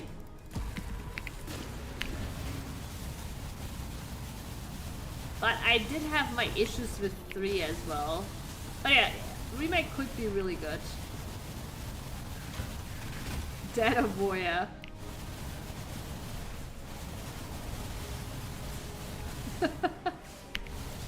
Yeah, I think the older God of Wars felt better, for sure.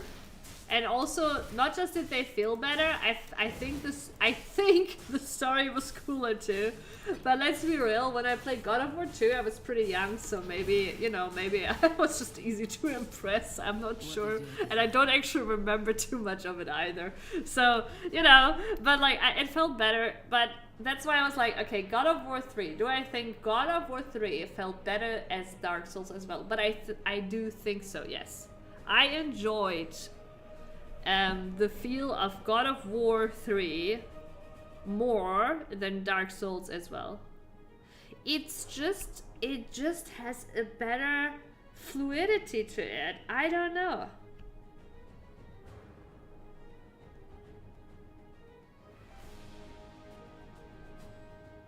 But that's the thing, I did like the first Dark Souls game when I played it. I just wasn't as blown away by it as the rest of the world, because I enjoyed the struggling journey as well. But I didn't love the combat.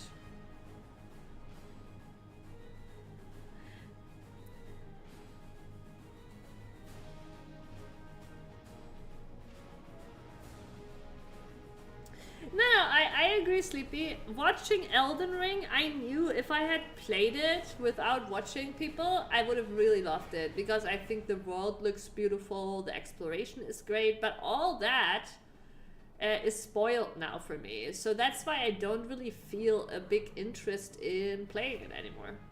I spoiled it for myself, obviously, right? But like, that's all I'm saying, right? Like, I've seen that all now. But I know that if I had played it blind for myself, I would have loved it too, because it has a beautiful world and a lot of cool things to explore and build.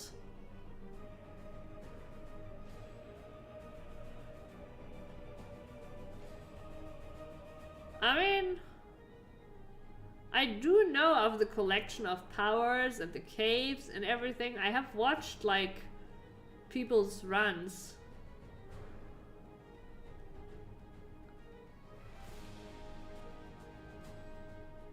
Like, I don't know to the degree of like where you get what. But I have watched people get what they needed for runs, right?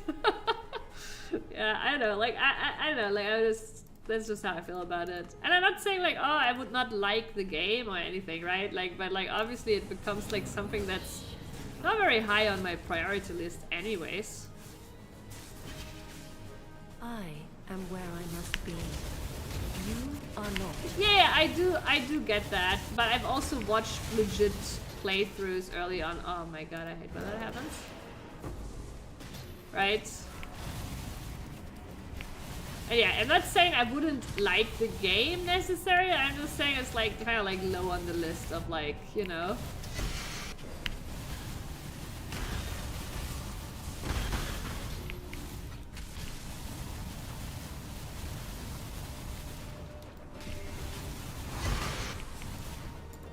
Yeah, I know what you mean.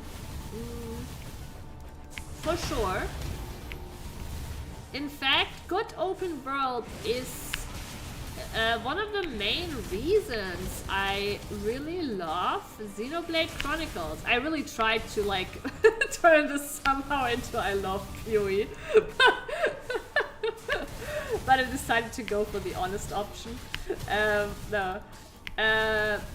Xenoblade Chronicles games Xenoblade Chronicles games have really insanely well crafted open worlds generally. Like Xenoblade Chronicles the first game did. Xenoblade Chronicles X open world was insane. Xenoblade Chronicles 3 open worlds was also really good. I actually think 2 had their weakest open world. That one I wouldn't say isn't as special, but yeah, it's one of the big reasons I really like the Xenoblade Chronicles games. Yeah, Xenoblade 3 DLC win, I know, right? I know, right?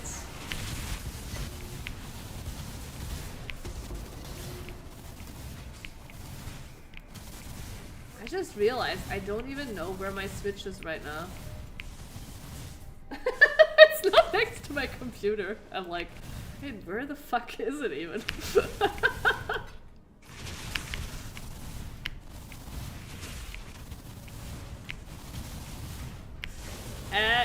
The really cool thing, and I don't know, you might have, like, you probably have moments like that in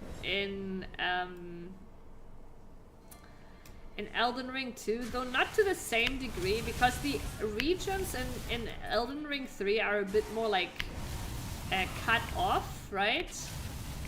But I saw actually that Crimson Shroud, the new game that just came out, does that too.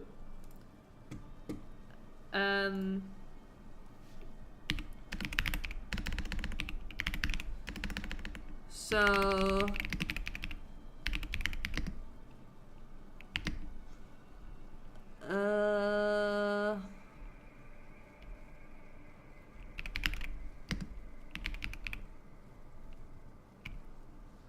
maybe like this.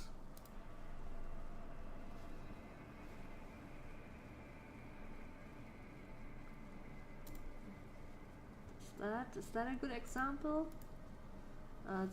It's a mid good example. So let me see if I can find a better one.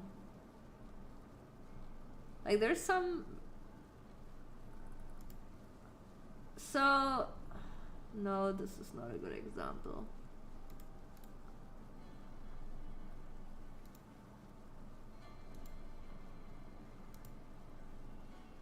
If he would walk a little further, we would get kind of what I'm looking for. No, also not good. That is like not the. That is the. Okay, so but basically, what they did really fucking well is. What they did really fucking well in Xenoblade Chronicles 3 was this, like, you would sometimes be at this, like, really high vista point. I feel like this is actually the best screenshot that kind of, like, showcases this a little bit, right? But, like, where you could kind of, like, be, like, you could be, like, standing here, initially, right? Or, like, you could, like, be, like, over here, or you could be, like, up here, and even though like it was kind of like different zones with their different maps, it would kind of like still always tie back in together, and you would literally like you would be in these places and you would be looking down and you would be looking back at somewhere where you were, you would also, like, I remember there was like this insane overlook over like literally every region, right? And from that overlook, I saw like, oh shit, it looks like that cave, like all the way there has an entrance that I missed, right? And I could only see it from that great overlook. So I like went all the way back and found that entrance to the cave. Yeah, and the vistas aren't just background. The vistas are what you explore, right? And the new game I saw, the Crimson Desert game, does that really well too. Like I saw Mink play it yesterday. Like, and you like start in like a village, and then he was like all the way on the top.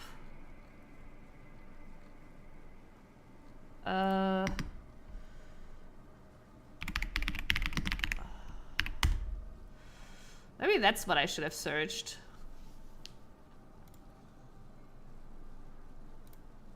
Yeah, this is it. This is like what I saw Mink yesterday as well. Like, you know, I think so.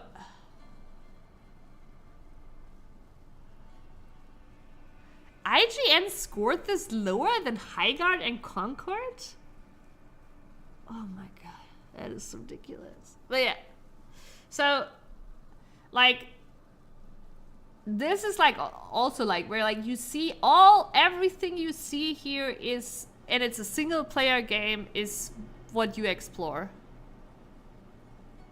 Yeah, it's ridiculous. And like right like where you're like, oh, I just was down here and now I'm up here and now I see, oh my god, like I missed something, right? Like, and I know Elden Ring has that to a degree as well, but it's just a little bit next level like in some other games, right? Where and now the other key ingredients is that that world isn't dead. I can't say that for Crimson Desert yet, I don't know, but I know that in Xenoblade Chronicles none of it is dead. In Elden Ring none of it is dead either, but I don't get like the same connectedness in Elden Ring, if that makes sense.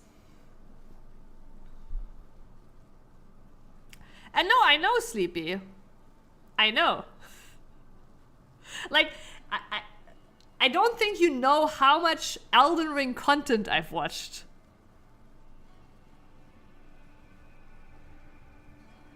Like, no, it's not about it being dead or alive. It's about how much like areas connect back and forth. But Elden Ring is literally like the areas are cut off, and that's for a reason, and that is fine, right? But like it's not like, basically you don't have the same connectedness.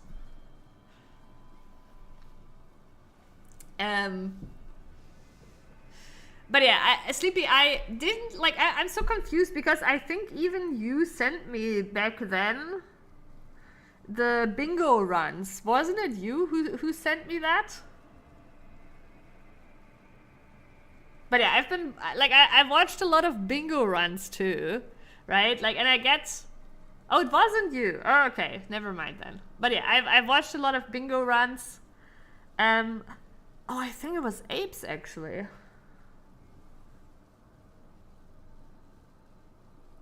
But I don't know if they're still doing that, but for a while I was watching weekly bingo runs. Oh yeah, variety of zones is definitely a good thing. Don't get me wrong, but I know, like, there's like something really cool about like everything being connected and open and tied together.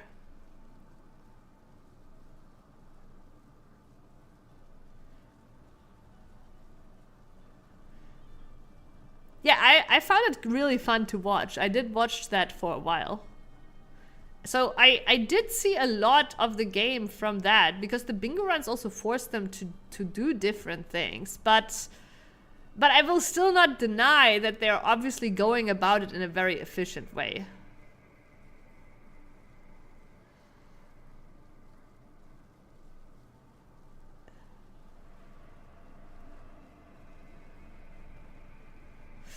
Yeah, I do get that, right? Like I'm not saying like it's like I know it excels at that, but again, like, and I know like I would have loved it if I had played it blind, right?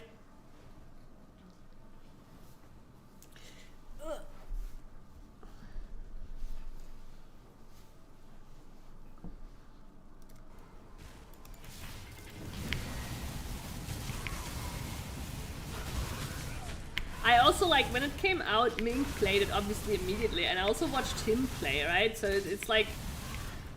And then I watched also other creators play it. I just saw a lot of it.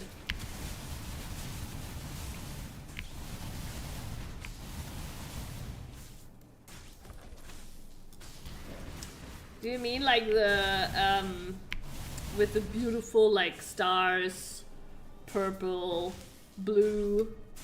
color scheme?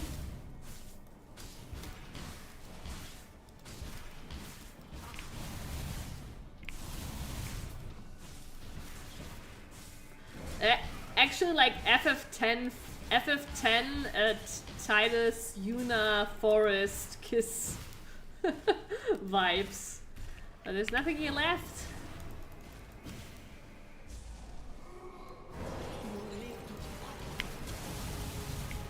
I mean, yeah.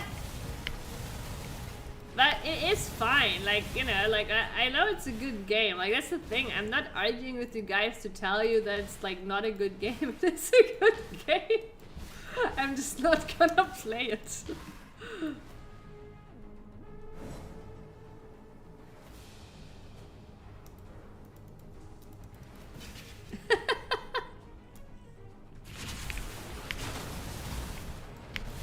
But yeah, if you don't know the bingo runs, Sleepy, I might actually have watched more content than you and know more about the game than you. It is possible, depending on how much you completed it. But yeah.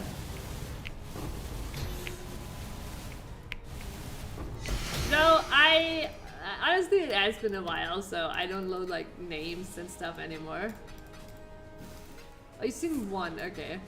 Nah. And I think you've spent quite a few hours in the game, so you would. But so it would be funny.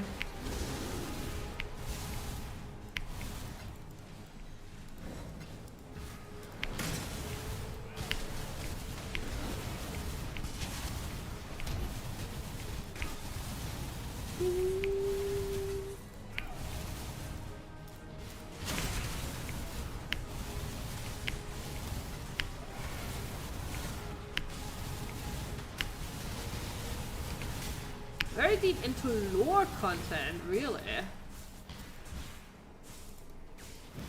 I'm not saying that because like, woo, like, I like lore content on other games too.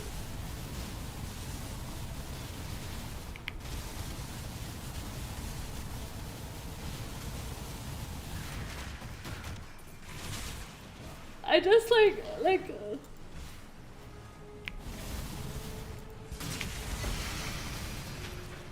I just like don't even know, like, and like now you can say obviously, yeah, you have to play the game and you'll find all this little hidden lore, but like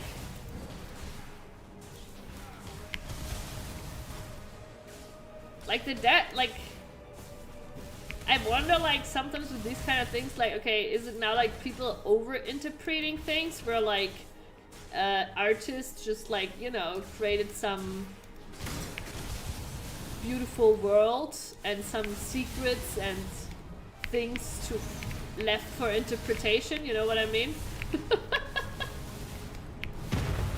But yeah, I wouldn't have thought of like Elden Ring actually for like lore videos.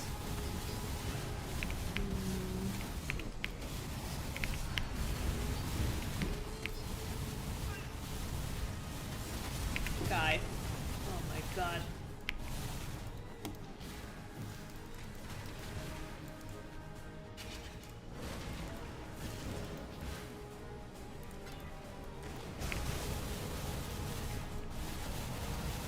Yeah, I was about to say, like, obviously there's a little bit of lore, but like a lot of the things I feel like it's just like like kind of like open left for interpretation for the player, and not really like any actual like basically more like art.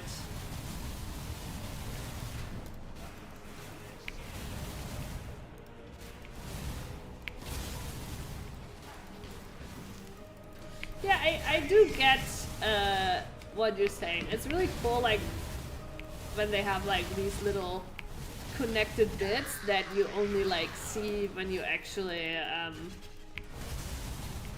play certain parts, connect the dots, and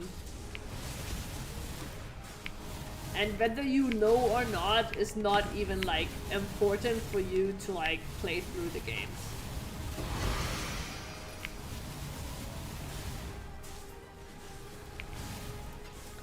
Okay, but yeah, that's the thing. Lore, WoW lore is like, you know, like that's what I'm saying. Like, it's not like Elden Ring. It's very different, right? There is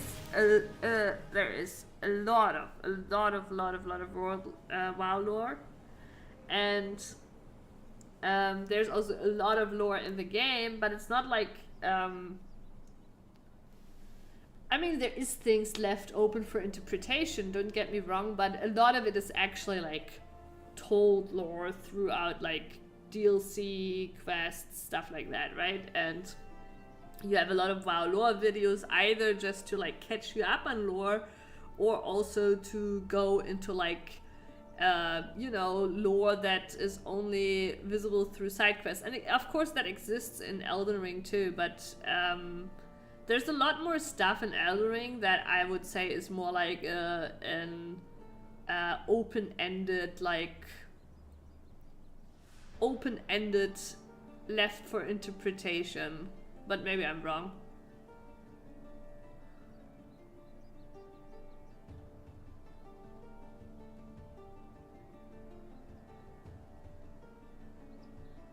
Exactly. No, that is true, Sleepy. There is a lot that, like, that, which is why, like, you know, a lot of people left, like, a lot of the lore experts on WoW, I remember, like, there was, like, a big exodus. They were very disappointed because things fell apart. But yeah, I don't know. But yeah, they're, well, to be fair, as far as I know, it's not necessarily that they made blatant mistakes, but the way I understand it, right? Like, I last I played was Warlords of Draenor, and I never really followed the story that much, but I later on watched some lore video, and the way I understood it is that Warlords of Draenor, and maybe Dr. Mo, you know that, I had no idea when I played it, I think. But apparently Warlords of Draenor is actually a fucking like parallel universe or some shit. So basically, to keep their whole world story in check and logically, you know, intact, they just moved, like they had basically this massive like plot, yes, the Hearthstone MMO. They had basically this massive like cliffhanger, right? And their way of explaining it away without breaking any of the WoW lore was like, well, this is actually a parallel universe. Right? So in Warlords of Draenor, you go into this parallel universe, and all of a sudden, like, they can have all these characters be back that are dead, and they can do all the shit they want, and this is basically what upset like every lore person around WoW massively. Rightfully so. It is like, it's like Kingdom Hearts bullshittery, right?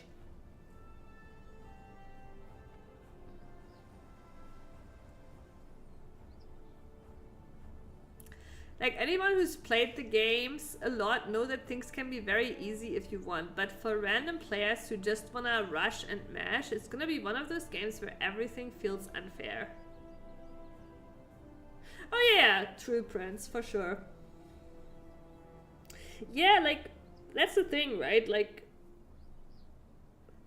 there's like these like typical like action games that feel like very like boring and easy to us, where it's like just like, you know, it's like kind of like just plays like a movie, and it's like just like basically first try everything.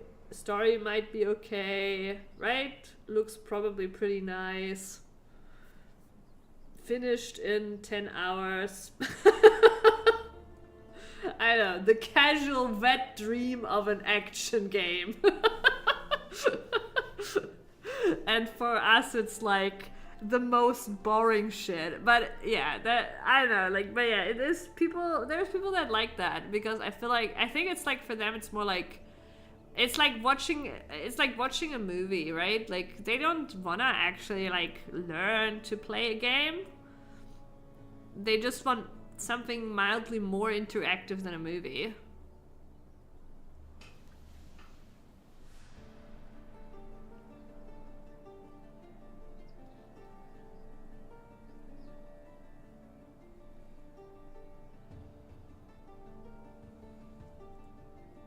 Frustrated to tears. Oh wow.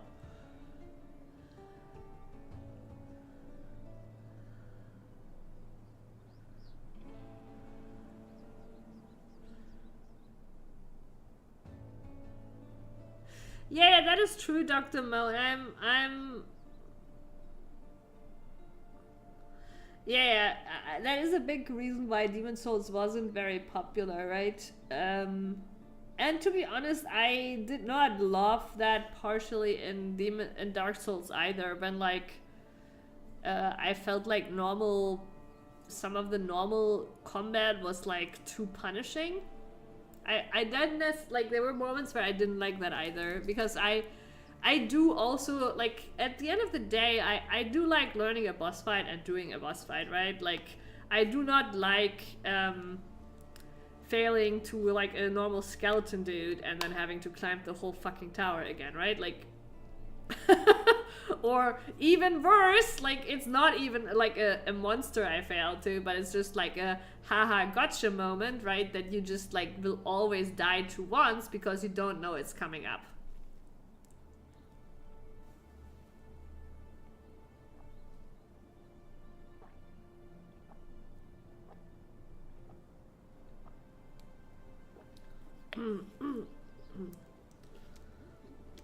Yeah, the walk back of shame.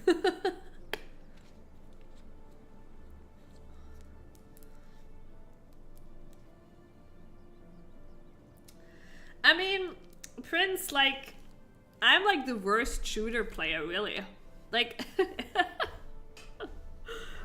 like I like on Overwatch, like I was like, okay, I wasn't the worst because I don't know. I had like, just because I don't know. I had friends that were actually bronze, right? I never was bronze, but I think I was like a solid gold when I started. And like my actual aim like is bad, and like I practiced a little while I was playing Overwatch, so I guess it's maybe not the worst, but it will never be really good. It just never will. And on top of that, like, I'm also like making it hard on myself, because my wrist is like very like sensitive, right? So I play on high sensitivity because I literally can't play on low sensitivity. It wrecks my wrist.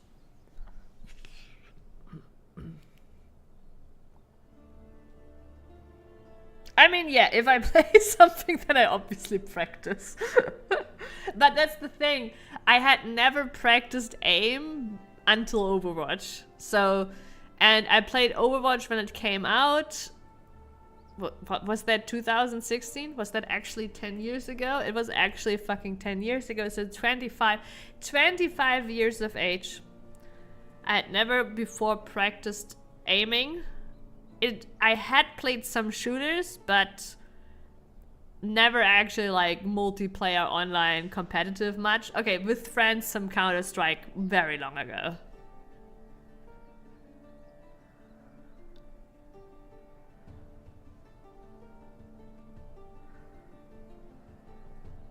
Yeah, me neither, Dr. Mo. Overwatch was the one and only game that hooked me, and maybe I will give that one another spin again here and there, right? But like, that's it.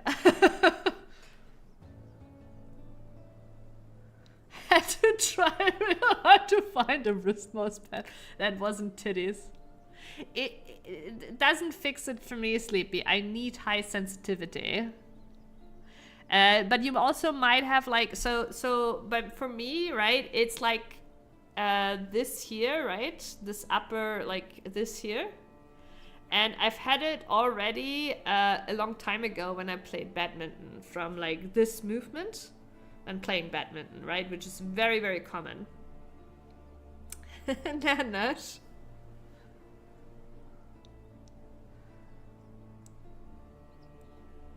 Yeah, I have a high sensitivity mouse too, but for me it's literally just because of the mouse. And like even with a correct like even with a good mouse pad, just like this movement, I cannot do it much. Like I get the issue not just in shooter games. I get it like actually playing PoE as well.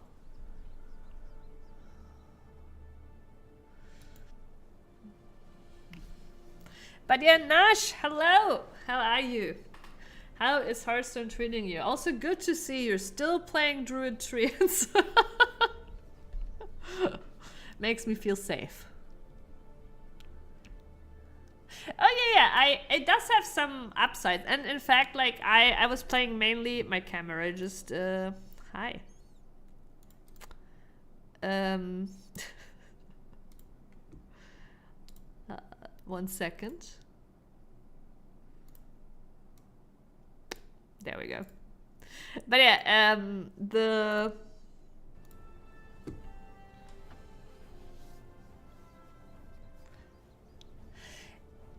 I mean, it is...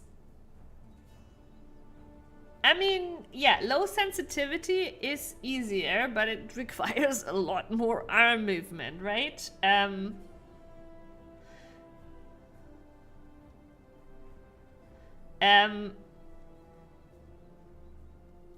It's like, and if you try it, like I have tried it a little bit, right? It is a lot easier, for sure.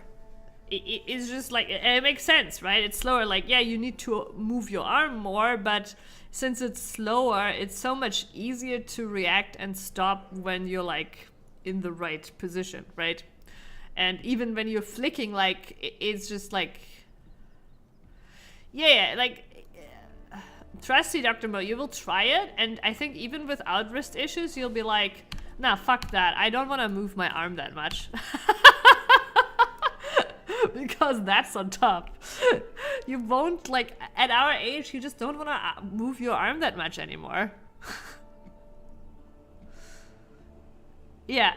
Yeah, but you some pros you watch, Sleepy, like, or streamers, right? Like when you watch them, it's literally like, like they are like, they have super low sensitivity. They move like, it's actually like, I don't even know like why they don't have wrist issues or arm issues, like, or shoulder issues. Like,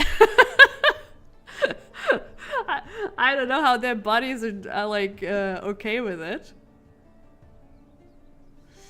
Yeah, if you like, yeah, like. But yeah, I'm very high sensitivity too. And to be honest, for some things, it's actually very good. Like, for example, I played mostly healer and tank in Overwatch, right? And like on a healer, where like when it's like not really aiming, but just like very like general direction things and like turning around, like on Mercy, you know, turning around all the time, flying around. For stuff like that, high sensitivity is great. All right. Why did I pick this up? Does it? Let's just throw it in here. Also, oh, actually, we have gold. Oh, ships returned again. However, my God, I am starting to get a little bit of throat pain. So I will abandon you now, chat. I think we managed to run a whole, a whole of like maybe 10 maps or so, and probably we had the seer, and I just didn't see it because I was too smooth brained. Yeah, most pros ignore their wrist issues until it's beyond repair. Very true. It kind of was similar for me in in badminton. I ignored my issues too long as well, but I wasn't like a pro. But I was like I had played like some minor like youth tournaments and stuff. But yeah, kicked out. Yeah. I mean, look at the clock, Dr. Mo. It's 2:46. Time was flying today. It was a lot of fun. I really enjoyed hanging out with you guys. And I hope you all have a beautiful night. If you're new to the stream, enjoyed it, and want to maybe tune in again, feel free to leave a follow. Also, let's see if the bot is running. No, it's not. Then no Discord for you guys, I guess. Let's see. Can I get the bot to run? I'm sorry, Nash. I know you just came, but it's very late and my throat is hurting, and I'm like I'm not 100% back in action. All right, bot is back. Here's Discord. And yeah, I might check out some Hearthstone soon too. Right now I'm still like very much enjoying PoE. I think it's actually the best league since I've played, maybe, potentially. Oh. Yes, fight! Fight for my attention.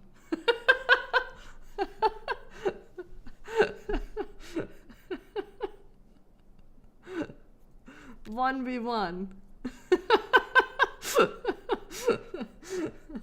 I'm just not interesting. Oh my god.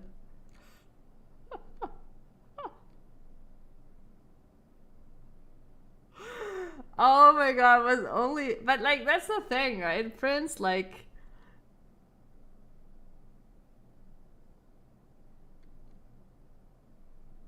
I do remember that earlier you once said I have to scroll up and read another paragraph and you will nag me about it. But then you never nagged me about it. So, you know, kind of on you a little bit.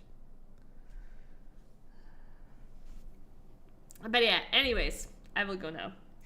I will be at the latest back next Saturday, but I might be back Monday and or Tuesday.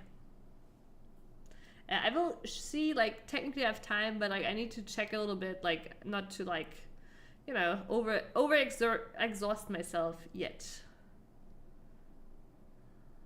I was going to, but I picked my battle. Okay. Alrighty. But yeah, thank you so much for hanging out. I really enjoyed it, and see you soon. Bye bye.